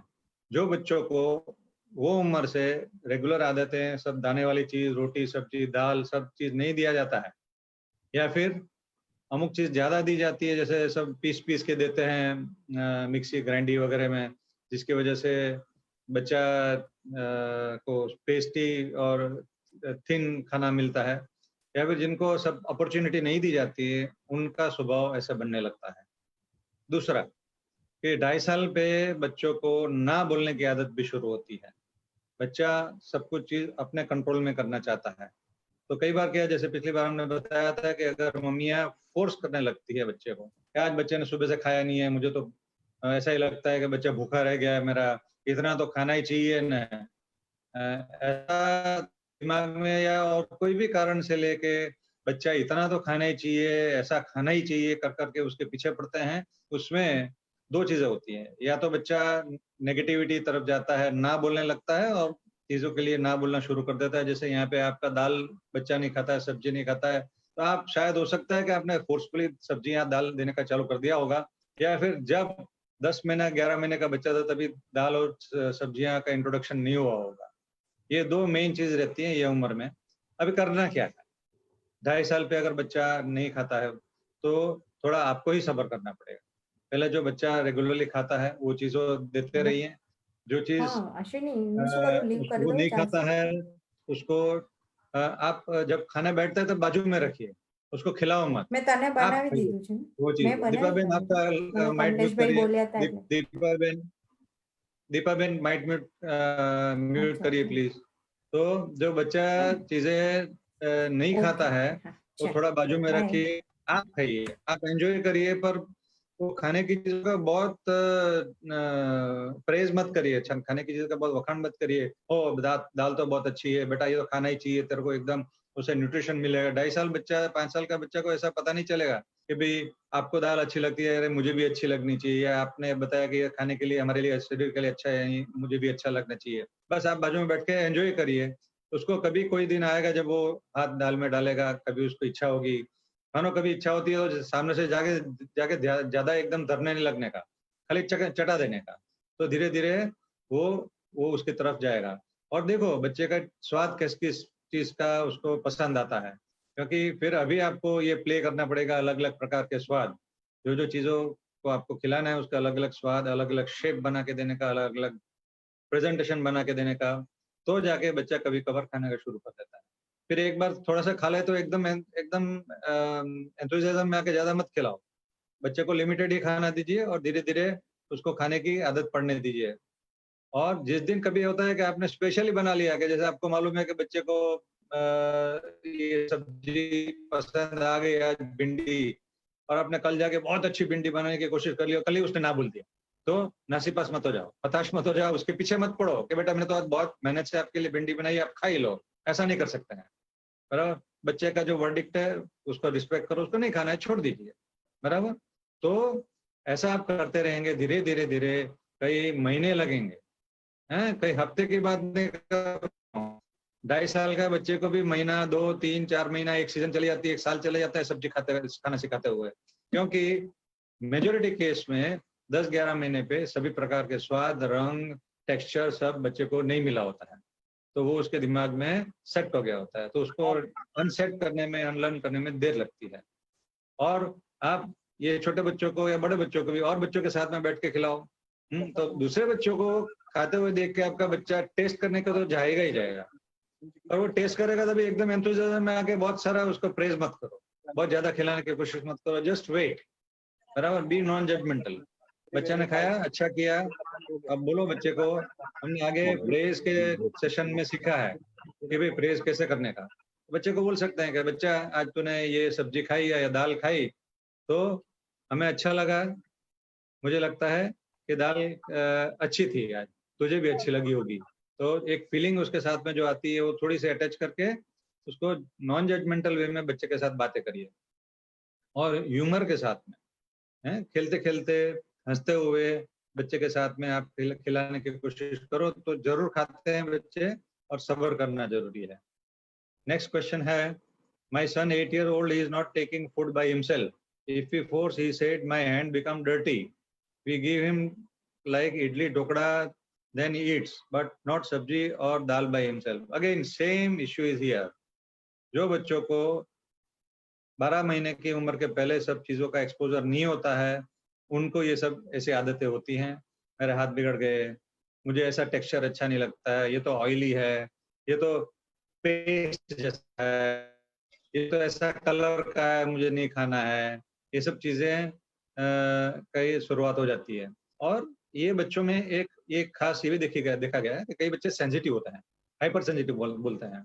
दिट is not a very uncommon thing, तकरीबन बस्ती में से 10% बच्चे हाइपर सेंसिटिव होते हैं, जिनकी वजह से उनको ये सब चीजें अच्छी नहीं लगती है, गंदी लगती है, वैसा रहता है। पर उनकी सेंसिटिविटी घटाने के लिए भी रास्ता तो यही है, धीरे धीरे चीजों को एक्सपोज करिए, ज्यादा वखाण मत करिए, फोर्स तो कभी नहीं करिए, और धीरे धीरे जैसे कभी वो चीज ना बोल देता है, छोड़ दो, उसको पीछे मत पड़ो। एक क्वेश्चन ऐसा है कि मेरा 16 साल का बच्चा है, he has very different choices of food. Till age of 8-9 years he used to eat each and every type of food which I used to make. After that gradually he started being fussy for taste, and till now he has almost left eating all vegetables. He likes non-veg a lot, which I don't eat and make. He has to order it always from outside. Vegetable something hardly he likes. He eats very few pulses. Thank God always. He always wants pizza, burger and chicken in any form. His health is quite good, as in childhood I have fed him quite well, had taken care of all nutrition. He says I don't have cooking skills, and at the end of the message there is a very, very big yes, that often happens. He has a sweet tooth too, but he doesn't eat Indian sweets like kheer and all. He needs brownies, waffles, etc. Deepa जी कुछ बोलेंगे आप? Deepa ben sir Deepa ben adolescent है. Deepa sir is not Deepa there? Ben या नहीं, okay fine. So इसमें this is a very typical एक adolescent बच्चे का पिक्चर है यहाँ पे. और दूसरा पिक्चर साथ में मर्ज हुआ है जंक फूड खाने का. मैंने अभी आपको बताया जंक फूड एडिक्टिव होते हैं, और जब व्यसन होता है तो जो चीज सही होती है वो दिखती नहीं है, और जो चीज उसके लिए सही नहीं है उसके पीछे जाता है बच्चा या जो भी व्यसनी है. और जो चीज व्यसन वाली चीज नहीं मिलती है तो तकलीफ भी होने लगती है. ये सभी चीज आपके बच्चे में दिखा गया है. बच्चा 8-9 साल का था तब तक आपने काफी सारी उसकी केयर करी, आपने बहुत अच्छा काम किया. पर अभी जैसे जैसे बच्चा बड़ा हो रहा है, मे बी आपके घर में ये जो पेरेंटिंग स्टाइल है आप देखिए, शायद जहाँ अभी आप थोड़े महीनों से ज्यादा परमिसिव हो गए हैं, या बच्चे को जो चाहिए वो देने लगे हैं. बच्चे ने कभी नॉनवेज खाने के लिए बताया तो बाहर से लाके खिला दिया. आपको नॉनवेज, आपके घर में नॉनवेज का चलन नहीं है, रूटीन नहीं है, फिर भी आपने उसको ब्रेक करके आउट ऑफ द वे उसको नॉनवेज खिला रहे हैं, और नॉनवेज बाहर से आ रहा है. और जब बाहर से एक चीज आती है तो एक चीज नहीं आती है, उसके साथ में ये सभी चीज आएगी. इसमें वेफल्स एंड ब्राउनीज एंड सब कुछ आता है. एंड ये सभी जंक फूड जो बाहर से आता है, it is definitely without any exceptions it is addictive. और सबकी एडिक्शन बेयर करने की अलग अलग पोटेंशियल रहती है, और आपका बच्चा इसमें एडिक्टिव हो गया है. और थैंक गॉड के वो थोड़ा पल्सिस खाता है, तो you still have a hope. आप पल्सिस का सहारा लेके आप उसको वैरायटी ऑफ पल्सिस खिलाओ. उसको जो टेस्ट में अच्छा लगता है उसमें देखो, पर किसी चीज में ज्यादा शुगर मत डालो, ज्यादा सॉल्ट मत डालो, ज्यादा फ्राइड भी मत बनाओ. बराबर. आप जैसे पल्सिस को प्राउड करके बनाओ, अलग अलग प्रकार के पल्सिस, अलग अलग कलर के पल्सिस, अलग अलग टेक्सचर का अलग अलग प्रकार की वैरायटीज बना सकते हैं. पल्सिस में तो काफी सारी वैरायटीज बनती है. और अपने यहाँ पे तो पुरानी कल्चर थी कि भाई हम लोग 7 दिन के 7 अलग पल्सिस खाते थे, रोज रात को अलग दाल बनती थी. बराबर. तो वो सिस्टम अपने घर में लेके आओ. 7 days, 7 types of pulses, or even you can increase, you can go up to 10 type of pulses in 7 days. बराबर. अलग अलग पल्सेस खिलाओ. और जैसे बच्चे को पल्सेस खाएगा तो साथ में और कुछ नेचुरल चीज और दीजिए eight the end of the food. वो डेजर्ट में स्वीट खीर वगैरह देना जरूरी नहीं है. अब एट डेजर्ट में यू स्टार्ट गिविंग फ्रूट्स. बराबर. तो बच्चे का जो एडिक्टिव जो अंदर जो टेम्परामेंट हो गया वो धीरे धीरे कम होगा. देर लगेगी, तुरंत नहीं होने वाला है. और बच्चे को जो पीछे से पुश करने वाला कौन है घर में, वो भी आप पहचानिए. कोई तो somebody is pushing आपके घर में. ये एक्सेप्टेड चीज है कि भाई बच्चे बाहर से आते हैं, ये सब बाहर का चीज का खाना खा सकते हैं, तो ये घर में स्वीकार्य रहता है, इसलिए बच्चा ज्यादा खाता है. एक बार घर के सभी लोग एक साथ मिलके ये नक्की करें कि बच्चे को ये तकलीफ है, हमको उसको बच्चे को सही महीने में रास्ते पे लाना है, तो हम सब मिलके ये जो जंक फूड है वो बच्चे को समझाएंगे कि शुरू में धीरे धीरे रोज, अगर हफ्ते भर में रोज खाता है तो हफ्ते भर में 1 बार तक आ जाओ या 2 बार तक आ जाओ, फिर धीरे धीरे कम करो. और वो नेचुरल फूड पल्सेस से चालू करके और वैरायटी पल्सेस के साथ में मिला मिला के और कुछ भी बना सकते हैं। यहाँ पे काफी सारी लेडीज हैं, आपको रेसिपी बताइए कि पल्सेस की रेसिपी के साथ में और अनाज भी मिक्स करके बना सकते हैं, बराबर। तो ये चीजों का एक्सपेरिमेंटेशन चालू करिए। Okay, Ashwini ji, we have any other questions? No sir, almost 4 question હતા, ચાર ક્વેશ્ચન આપણે લઈ લીધા છે sir. Okay okay okay, and आप पूछिए। हाँ હેલો. हाँ अश्विनी। હા સર, મારો એક ક્વેશ્ચન હતો. ઘણીવાર છે ને 3 થી 5, 5.5, 6 વર્ષના છોકરાઓ, the nutrition is adequate, diet is adequate as per mother says, weight is absolutely fine, but sometimes they complain of leg pain. And we found frequently mother ask કોઈ ન્યુટ્રિશનની કમી છે એને કારણે લેગ પેઇન થાય છે, or though it is a different entity. એવું કહેવાય છે કે લેગ પેઇન बच्चा को जब होता है, हाँ. तब ये भी मेडिकल भाषा में जाएंगे कि लेग पेन को इग्नोर नहीं कर सकते हैं, वेरी फर्स्ट थिंग, बराबर। बट लेग पेन जब वहाँ कंप्लेन करती है तब उसको एवेल्युएट जरूर करें कि क्या प्रॉब्लम है। पर ज्यादातर मेजोरिटी बच्चे तो लेग पेन का कोई सिनिस्टर कारण नहीं मिलता है ये उम्र में। सिनिस्टर मतलब तो कोई गंभीर कोई प्रॉब्लम नहीं है, वो ऐसा पता चलता है। और इस प्रकार के बच्चों में यूजुअली लेग पेन होते हैं, वो उसको हम लोग ग्रोइंग पेन्स बोलते हैं। वो जो 3 साल से 8 साल तक होते हैं। तो ग्रोइंग पेन्स में क्या होता है कि बच्चों को शाम होते ही पेन होने लगता है, और फिर उसको आप हिस्ट्री पूछेंगे तो भाई माँ या बाप या कोई भी घर का आदमी बच्चे को पैर दबाता है तो अच्छा लगने लगता है। That is very typical. और भी कारण होता है लेग पेन का, जो सिनिस्टर होता है उसमें लेग पैर दबाने से अच्छा नहीं लगता है। तो पहला क्वेश्चन ये पूछेंगे हम कि भाई पैर दबाने से अच्छा लगता है, शाम को होता है? हाँ, तो आप बोलेगी तो for all practical purpose you are safe, there is no issue, this is growing pain. बच्चा ज्यादा कुदम कुदी करता है या उनकी ग्रोथ ज्यादा होने से या कई सारे कारण से ये लेग पेन शाम को होता है। उसका इलाज क्या रहेंगे? तो इलाज के हिसाब से आप उसको शाम को जब पेन ज्यादा होता है तो पूरी एक बाल्टी भर के थोड़ा गर्म पानी, गुनगुना पानी रखें, उसके अंदर उसके नीज अंदर पानी में डूब जाए उतना तक रख के 10 मिनट 15 मिनट उसको रखेंगे तो डेफिनेटली उसमें इम्प्रूवमेंट आ जाता है। और क्योंकि आप डॉक्टर हैं तो ये भी बोलना जरूरी है कि उसके पहले आपने और सिनिस्टर कारण जो हैं जो रूल आउट कर लिए होते हैं। और अभी अक्सर विटामिन डी डेफिशिएंसी भी देखी गई है, जो ये विटामिन डी की डेफिशिएंसी से भी ये लेग पेन हो सकते हैं, इसकी संभावना रहती है, तो उसको भी रूल आउट करना जरूरी रहता है। ठीक है, am I clear Ashwini ji? Yes sir, yes sir. Sir बीजो एक આપણા ચેટ બોક્સમાં ક્વેશ્ચન છે કે રાત के समय दही खिला सकते हैं बच्चे को? हाँ, अभी क्या है कि दही खाने में कभी भी कोई प्रॉब्लम नहीं है, क्योंकि हम लोग बचपन से ऐसा सुनता आए हैं कि भाई ये समय को ये नहीं खाने का, वो समय को ये नहीं खाने का, ऐसे काफी सारी हिदायतें दी जाती है। पर बच्चों के लिए ये सब हिदायतें एकदम एप्लीकेबल नहीं होती। जैसे एडल्ट्स में कई लोग एडल्ट होते हैं कि जिनको रात को दही खाने से रिफ्लक्स ज्यादा बढ़ जाता है, खट्टा दही होता है तो रिफ्लक्स बढ़ जाता है, जिनको प्रोटीन एलर्जी होती है, जिनको प्रोटीन पचता नहीं है, उनको रात को खाने से तकलीफ होने लगती है किसी को, उन लोग को दही नहीं खाना चाहिए। पर बच्चों में ये usually digestive power is very good, रात को दही खाने में कोई प्रॉब्लम नहीं है। हाँ, इतना ध्यान रखें दही अच्छा होना चाहिए, और रोज का ताजा दही बना हुआ होना चाहिए, रोज रोज का ही दही खाना है, बराबर।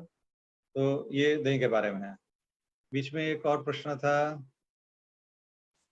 How to stop milk bottle at 2 year? Okay okay, हाँ, तो मिल्क बॉटल 2 साल पे क्यों भाई, जल्दी जब भी आपको लगेगा तब बंद कर दीजिए ना।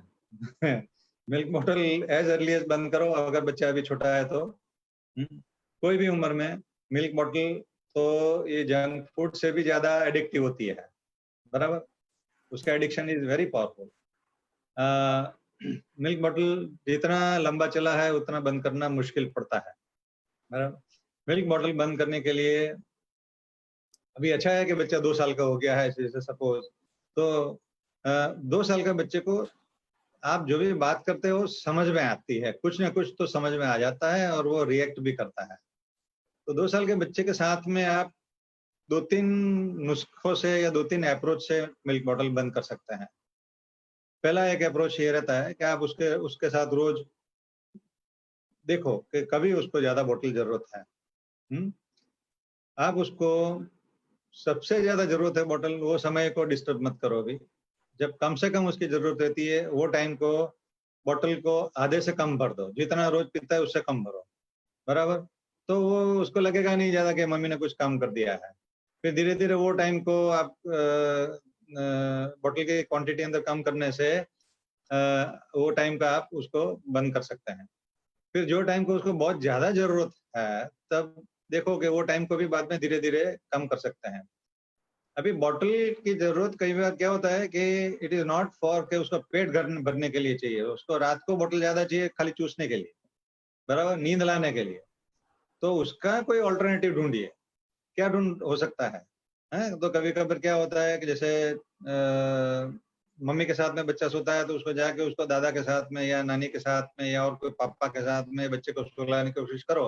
और तभी हो सकता है कि वो वातावरण बदली हो जाने से बच्चा उनके साथ में कुछ स्टोरी सुनता है या कुछ खेलता है या खेलते खेलते थक जाता है या और कुछ भी खा लेता है साथ में, तो उसको बोतल भूल जाता है और धीरे धीरे वो भी ये तरीके से आप बोतल छोड़ा सकते हैं। दैट इज ए स्लोअर वे, पर दिमाग ठंडा करना बहुत जरूरी बनता है। इसमें आपका दिमाग ठंडा रखना जरूरी है, पर you have to find the trick कैसे बोतल छोड़ा सकते हैं।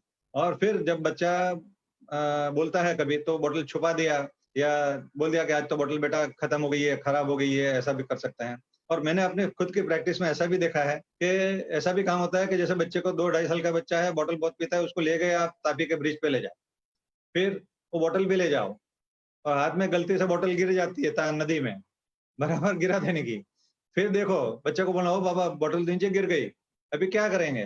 तो बच्चा भी देखेगा बोतल गई गई, याद रह गया उसको। घर पे आएगा बोतल मांगेगा, बेटा बोतल तो नहीं है, बोतल तो गई तापी में, तो बहुत भूख लगी, ये खा ले। फिर उसको और उसको जो उसकी जो रिक्वायरमेंट है उसको आप फुलफिल करिए, हैं? उसको नींद की रिक्वायरमेंट है तो उसको साथ में और खेलते रहिए, उसको थकान लगेगी ऐसा करिए, उसको ज्यादा दीजिए, उसको स्टोरी सुनाओ, कुछ भी करो, पर बोतल करेगा। आई टेल यू, वो आदत बदलते हुए आपको 3 हफ्ते लगते हैं। 3 हफ्ते सब्र करो, 3 हफ्ते अलग प्रकार की नुस्खे करो, डेफिनेटली बच्चा बोतल छोड़ देगा, that is for sure. I think there is enough for बोतल। पर मेहरबानी करके सभी लोगों को और को ये एक हिदायत है, मेहरबानी करके बोतल कभी भी मत चालू करो। बच्चों के लिए दूध की बोतल और बड़ों के लिए बाप के लिए दारू की बोतल, बराबर, कोई चालू करो, नो बोटल्स, बराबर। तो ये बोतल की बात हुई। अभी चलते हैं, नेक्स्ट एक क्वेरी थी,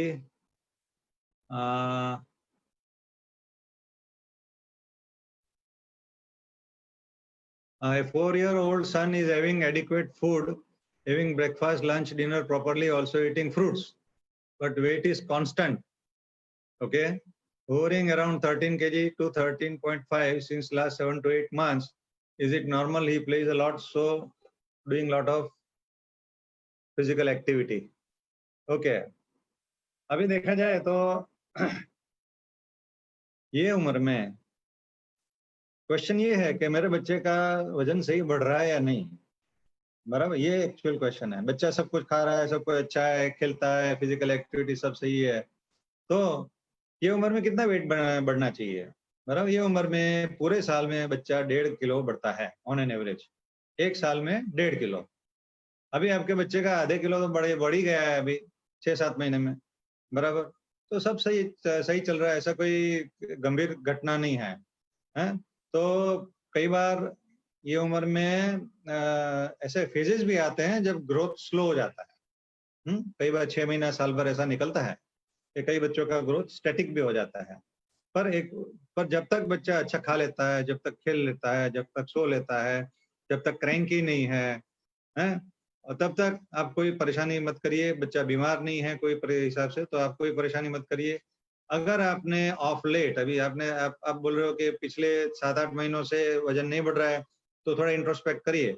आपने जबरदस्ती करना शुरू कर दिया है, क्योंकि अक्सर माँ को अपनी जबरदस्ती दिखती ही नहीं। Majority mothers and fathers and everybody they never recognise ये अपने बच्चे के साथ में जबरदस्ती करते हैं, माँ बाप को पता ही नहीं होता है। उनको तो ऐसे लगता है कि हम लोग नॉर्मल कर रहे हैं। कोई जाके तीसरा आदमी बताएगा कि भाई इसको जबरदस्ती बोलते हैं, तभी पता चलता है, तब तक पता नहीं चलता है।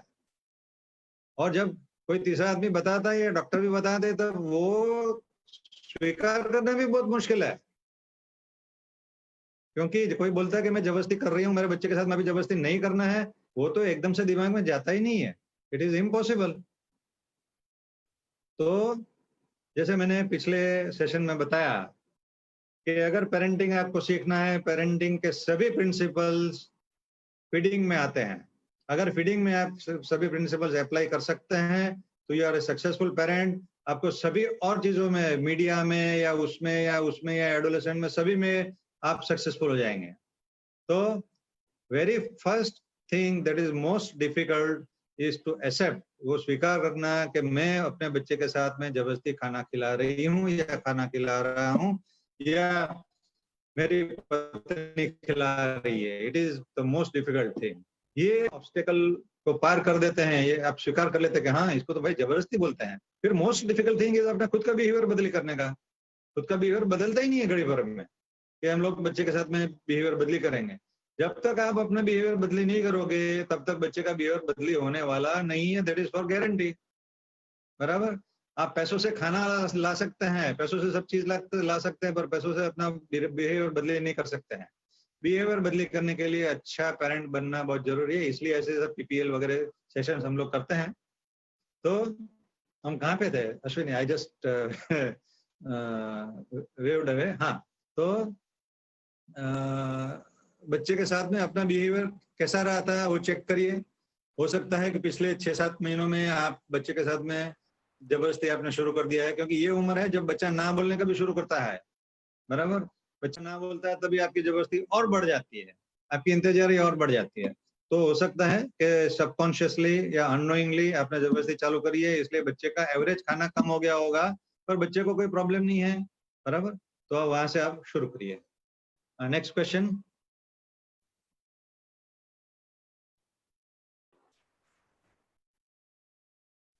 So next question Ankita Khemkamno છે કે my baby girl is 1.5 year old. She eats well, all grain, fruits, vegetable. Her weight is appropriate, but she looks very chubby. Is there any chance she will become obese later on? As she has more appetite. All my relatives are commenting as she is chubby. Okay. अभी इसमें ना आपने उसका बच्चे का वजन नहीं बताया है, पर चबी बता रहे हो तो हो सकता है बच्चा चबी है। मे भी आप देखिए कि आपने बोतल से दूध पिलाते थे पहले, ये क्वेश्चन पहला रहता है। अगर जो शुरू में बोतल 1.5 साल का बच्चा 10.7 kg इज नॉट ज्यादा, इट इज नॉर्मल। बराबर। तो बच्चा चबी नहीं है, क्यूट है, ऐसा बोलिए। बराबर।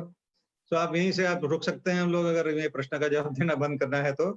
पर हाँ, ये आ गया ना, मैंने ये बताया था कि आप फॉर्मूला मिल्क दे रहे थे या नहीं दे रहे थे।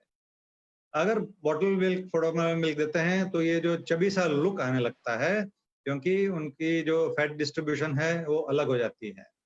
और जो बॉटल का जो फैट होता है, मैंने आपको फैट के बारे में बहुत सारा चीज आज नहीं बताया है क्योंकि टाइम कंस्टेंट है, पर बॉटल का fat is very bad in long term. जो बच्चों को बॉटल पे चबी दिखते हैं या फैटी दिखते हैं, उनकी संभावना रहती है कि आगे जाके वो ओबेस हो सकते हैं।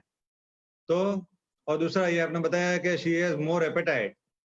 मे बी ये एपेटाइट नहीं है उसकी, पर बॉटल की वजह से उसकी जो क्या बोलते हैं धीरज होती है वो कम हो जाती है, और उसको जल्दी जल्दी चाहिए, मुझे जल्दी दो, वो रुक नहीं सकता है बच्चा भूखे मारे। बॉटल फीड बच्चों की ये आदत रहती है।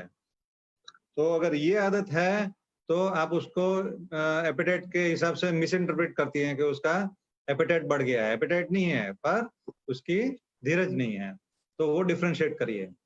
और जो बच्चे अगर सही महीने में बहुत एपेटाइट ज्यादा है, बराबर, अगर जैसे 10.5 ये 11.25 किलो का बच्चा है, आप रोज का उसको कितना मिल्क पिलाते हैं उसके ऊपर भी डिपेंडेंट है।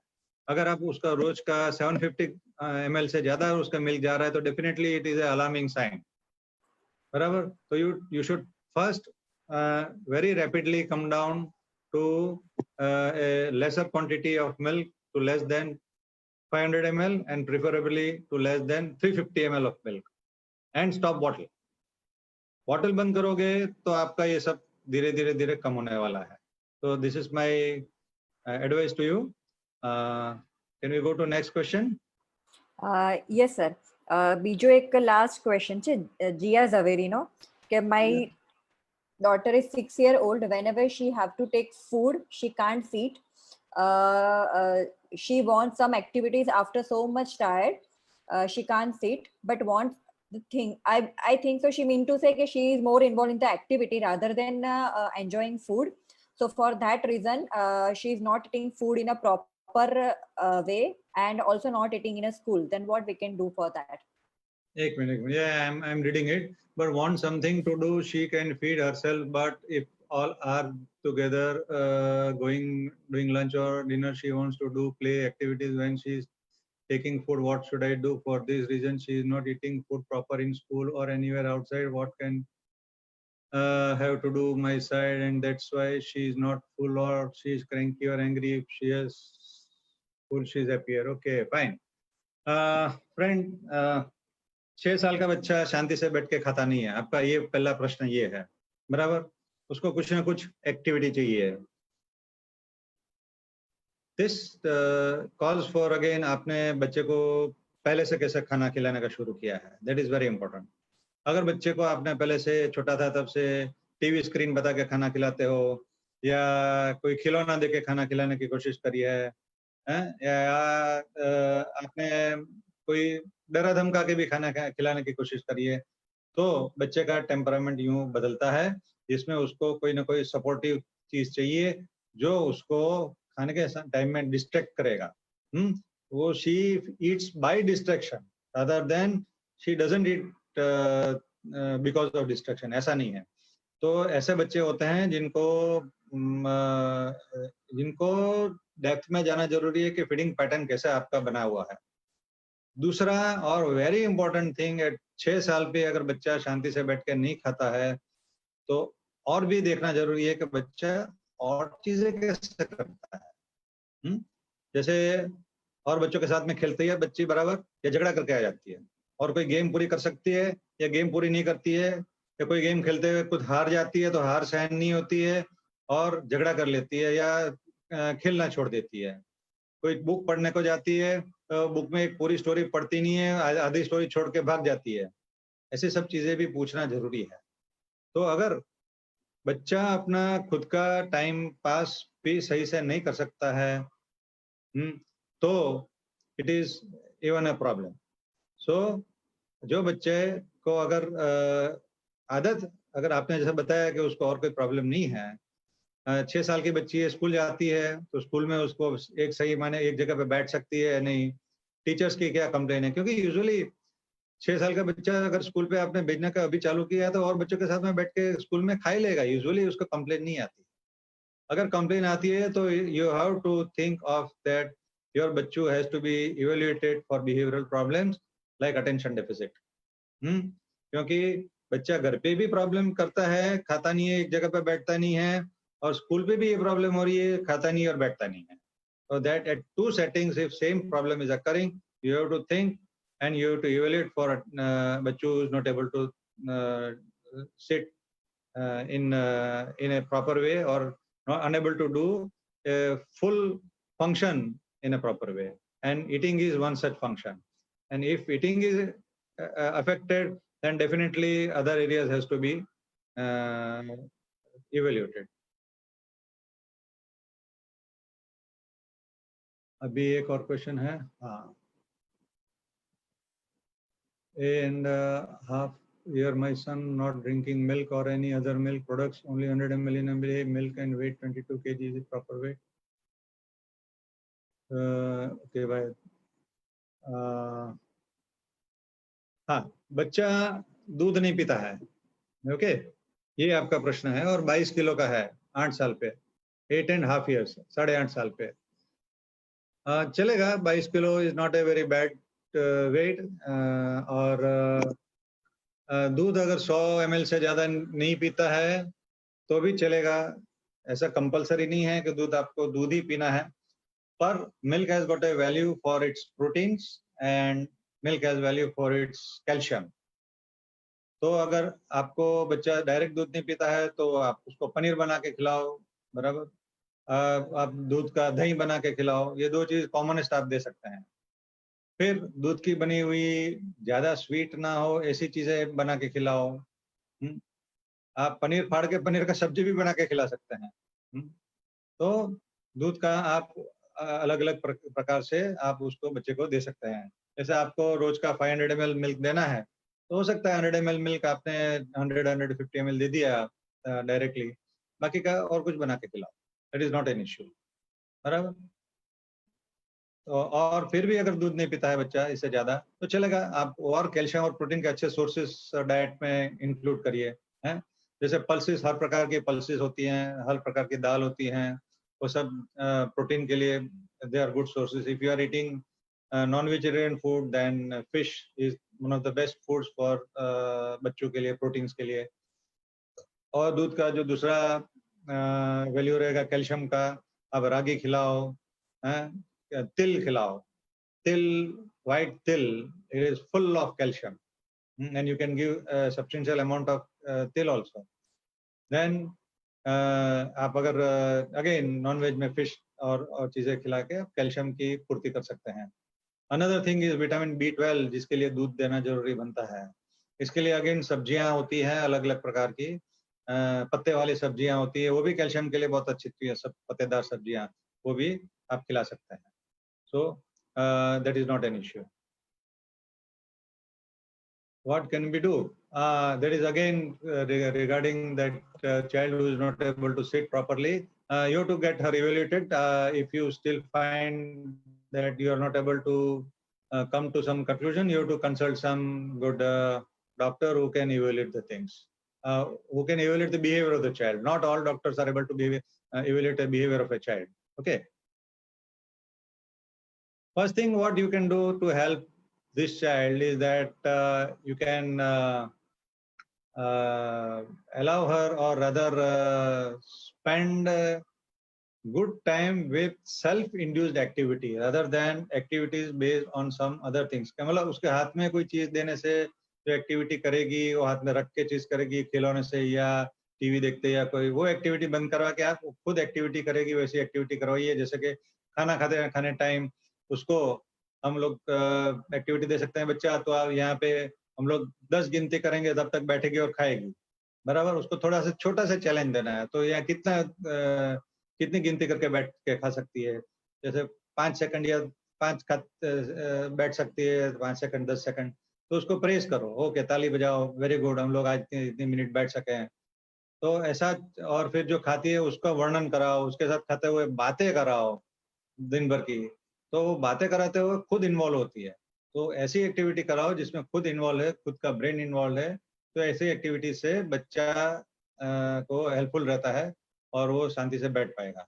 अगर आप उसको खिलौना दोगे या बाहर टीवी दिखाओगे या और कुछ भी दोगे तो वो उसमें से बाहर नहीं आ सकता।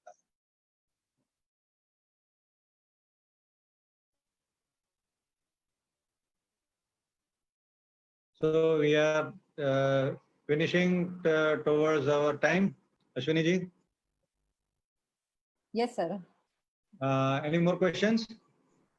हाँ, थोड़ा सभी लोग हैं तो एक तेल के बारे में बात कर लो थोड़ी सी, क्योंकि बहुत जरूरी है सबके लिए, कि तेल अलग अलग प्रकार के मिलते हैं बाजार में, और फैट अलग, सब में अलग अलग फैट होती है। फैट के जो प्रकार होते हैं 2 प्रकार मेन होते हैं, सेचुरेटेड फैट और अनसेचुरेटेड फैट। जो एनिमल्स में से, एनिमल प्रोडक्ट में से आती है वो सब सेचुरेटेड फैट होती हैं, जैसे कि आपने मतलब नॉन वेज में चर्बी होती है और अंडे होते हैं, और वेज में सेचुरेटेड फैट कई चीज़ों में से मिलती है, जैसे जो भी तेल या ऐसी चीज, घी या ऐसा पदार्थ है जो रूम टेम्परेचर पे थिक रहता है, फ्रोजन हो जाता है, वो सब सैचुरेटेड फैट मान के चलो। पाम ऑयल होता है, पाम जैसे ये वेजिटेबल ऑयल होते हैं, जो उसका वेजिटेबल घी बोलते हैं, सब वेजिटेबल ऑयल को वेजिटेबल घी बोलते हैं, तो वो डालडा घी वगैरह होता है, वो सब भी सैचुरेटेड फैट होती है, यानी जो रूम एयर पे फ्रोजन रहती है, थिक रहती है।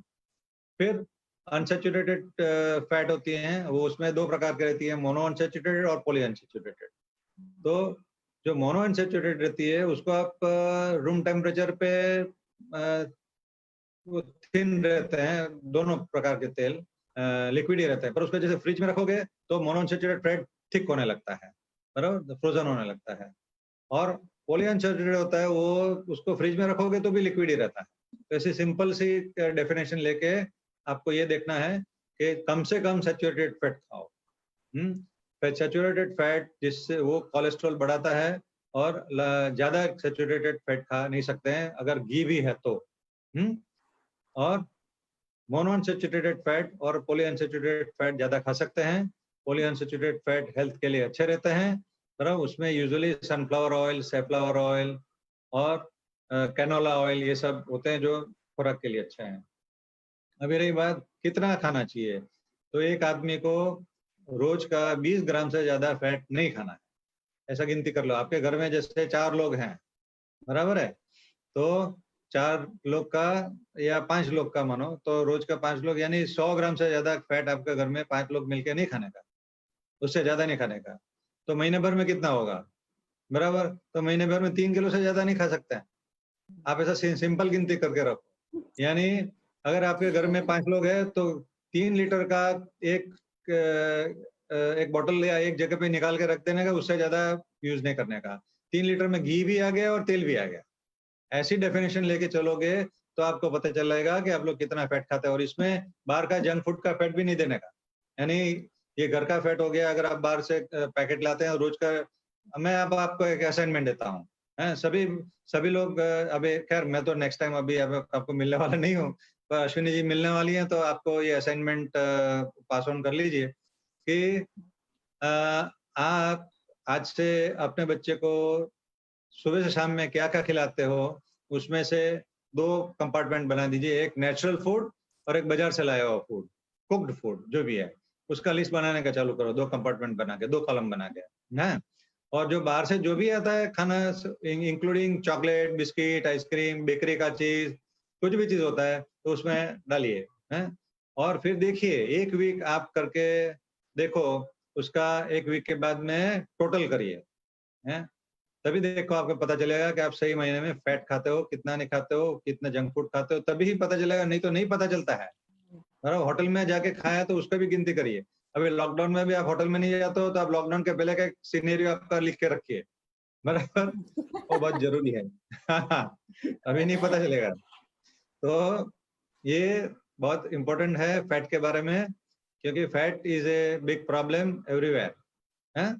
तो ये जरूरी है। और लोगों को दूसरा एक असाइनमेंट भी दीजिए कि आपने बच्चों के साथ में ये हफ्ते में जबरदस्ती कितनी बार करी और किस प्रकार से करी और क्यों करी।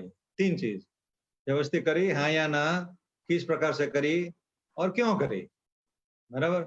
और हफ्ते भर में जितनी बार आप सुबह से शाम में जबरदस्ती करते हो, पहले स्वीकारना जरूरी है कि आपने जबरदस्ती करी है, हैं? उसको वो पहले स्वीकार करके चलो और फिर लिखो अपने आप से। आप be very sincere to yourself and transparent to yourself, हैं? तभी आप ये कर पाएंगे। तो हफ्ते भर में आप ये 2 चीज करोगे ना असाइनमेंट, और नेक्स्ट वीक जब आप नेक्स्ट सेशन लगाओगे तब you may come up with some solutions, और you may come up with some मतलब अवेयरनेस कि क्या हो रहा है। हाँ।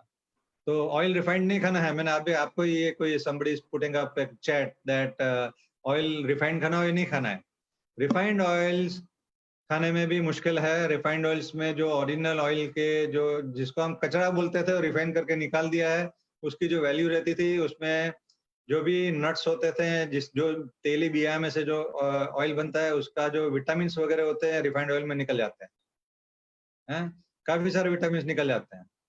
और रिफाइंड ऑयल में पॉसिबिलिटी ये भी रहती है कि रिफाइनिंग करने की जो प्रोसेसिंग होती है, प्रोसेसिंग के दरमियान उसमें जो केमिकल्स डाले जाते हैं वो हार्मफुल भी हो सकते हैं। अपने यहाँ पे रिफाइंड ऑयल्स की जो प्रोसेसिंग होती है उसकी स्टैंडर्डाइजेशन एकदम कड़क नहीं है, बराबर। तो रिफाइंड ऑयल नहीं, हो सके तो डायरेक्ट तेल खाया जाए तो ज्यादा अच्छा है। Somebody asked me something as what about cheese, mayonnaise, sauces? भैया चीज मायोनीज सॉसेज सब कुछ एक ही चीज है, हैं? ये सब चीज ज्यादा नहीं खाने का। मार्गारीन खा सकते हैं घी के बजाय में घी अगर आप खाना चाहते हैं तो वो saturated fat, full of saturated fat होता है। पर अगर घी के बजाय में मार्गारीन यानी घी जैसा ही होता है, जो थिक होता है और वेजिटेबल प्रोडक्ट में से बनता है, बराबर। तो वेजिटेबल सोर्स में से जो मार्गारीन बनता है which is can be used as a replacement of ghee, can be used in much easier way. पर ध्यान रहे कि अभी मार्गारीन भी प्रोसेसिंग जो होता है उसके अंदर लिखा रहता है उसके अंदर में ये हाइड्रोजनेटेड ऑयल कितना यूज किया गया है, बराबर। तो margarine should, those margarine who are having no hydrogenated oil can be used, बराबर। तो ये भी ध्यान रखना है। घी में भी ऐसा है, अगर हम लोग अगर आगे डिटेल में जाता, घी अगर खाना है तो क्या खाने का ये हमें पता ही नहीं चलता है कभी कि कौन सी गाय का घी बना हुआ है या कौन सी भैंस का घी बना हुआ है।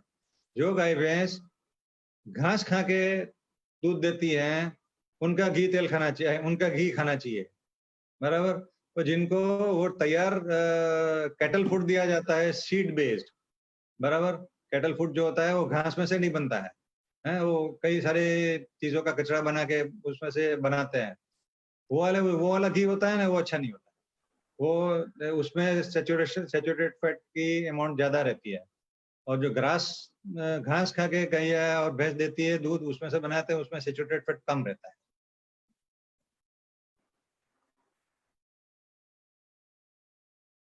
Any question?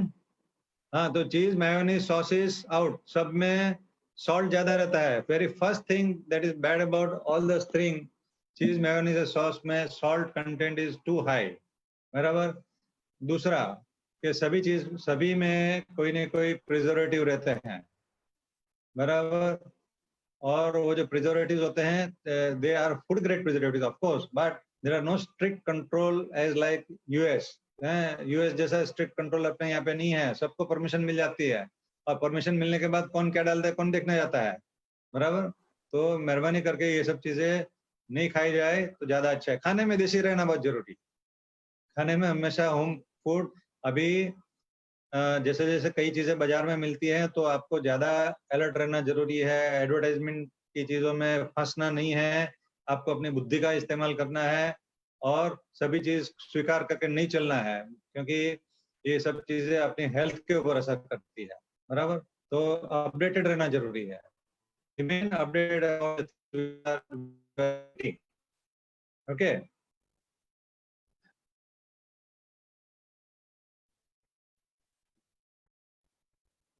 फ्रूट में भी फ्रूट जूस नहीं पिलाने का, फ्रूट खिलाने का पल्प के साथ में, हैं। और नेचुरल फ्रूट जूस मिलता है ऐसे मान के, जो जिसमें लिखा रहता है कि नेचुरल है, ओरिजिनल है, जेन्यून है, परफेक्ट है, ऐसा सब टीन में लिखा रहता है। किसी के ऊपर भी भरोसा नहीं करने का है। वो मैंने आपको ये जो ऐड बताई ना, अभी वीडियो देखा है, उसमें बहुत क्लियरली है। नेस्ले जैसी कंपनी इतना कमाती है, इतना होता है, फिर भी ये लोग पूरा का पूरा धंधा ही करते हैं। किसी को आपकी पड़ी नहीं है। अगर आपको आपकी नहीं पड़ी है तो नेस्ले को क्यों पड़ी रहेगी, बराबर। वो तो कुछ भी चलता है। तो एडवर्टाइजमेंट की दुनिया में मत फंसिए, ये हम बहुत बड़ी वार्निंग देता हूं मैं। और आप नहीं फंसोगे तो बच्चा नहीं फंसेगा, है। बच्चा नहीं फंसेगा तो वो भी हेल्दी रहेगा। सो till tail is good or not? Till tail is good. There is no issue about till tail. Till is good. It is better than ghee. It is better than peanut oil also. जो सिंग तेल से भी अच्छा होता है। तिल का उपयोग 2-3 चीज आप खास करो कि भाई बेटर वुड भी कोई एक तेल नहीं खाने का। 3 types of oil should be used cyclically. एक सोयाबीन है, एक तिल है, या उसके बदले में ये अपना ग्राउंडनट ऑयल है, और एक कनोला ऑयल है. ये 3 चीज ऑल्टरनेटली आप यूज करो. Coconut oil is full of saturated fat. किसी ने अभी पूछा है कोकोनट ऑयल यूज करें या नहीं करें. कोकोनट ऑयल सैचुरेटेड फैट ज्यादा होता है. You can not use lot of coconut oil. No. इसीलिए साउथ इंडिया में हार्ट इंस्टीट्यूट सबसे ज्यादा है. कार्डियक इंस्टीट्यूट सबसे ज्यादा साउथ इंडिया में है. सब लोग ज्यादा कोकोनट ऑयल खाते हैं, हार्ट भी इतना ही बिगाड़ते हैं, और मोटापा भी उतना ही होता है उन लोगों में. ओबेसिटी उतनी ही ज्यादा है. बराबर. कोकोनट ऑयल इतना सारा नहीं खा सकता. Rice bran oil is good, there is no issue. Bran oil जो होती है उसमें कोई बड़ी प्रॉब्लम नहीं है, पर वही मैंने बताया, कोई एक चीज आप कंटिन्यूसली नहीं खा सकते हैं. 3 प्रकार के ऑयल अलग अलग खाओ तो सबका फायदा मिलेगा, और सबका जो गैर फायदा है वो कम हो जाएगा. बराबर. राइस ब्रान के बाद में कोई पूछेगा कि ये कॉटन सीड ऑयल खा सकते हैं? नहीं. कपासियानो तेल है, कपासिया तेल नहीं खाने का. It reduces the fertility in both sexes. Male female दोनों में फर्टिलिटी कम हो जाती है कपासिया तेल ज्यादा खाओगे तो. और सारे भी नुकसान भी हैं. कपासिया तेल का भी जो है और नुकसान भी होते हैं.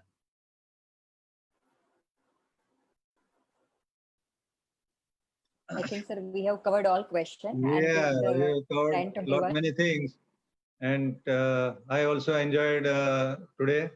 It was as good as I take sessions on stage, and people they fire questions. So this is similar to that, and I hope it was very much informative to everybody. And I hope that the best part would be to change your own behavior. अगर जब तक आपका behavior change नहीं करोगे तब तक कुछ भी चेंज नहीं होता है. और आज का 3 ही मैं चीज आपको at the end of the session message देना चाहता हूँ. पहला, आप you try to be aware that you are forcing your child. That is most important. किसी को पता नहीं होता है कि फोर्स करते हैं. आप देखते जाओ अपने फोर्स करते हो नहीं चाइल्ड को. बराबर.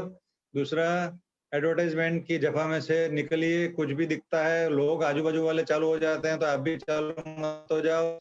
उसकी साड़ी मेरी साड़ी साड़ी करूंगी, ऐसा मत करो.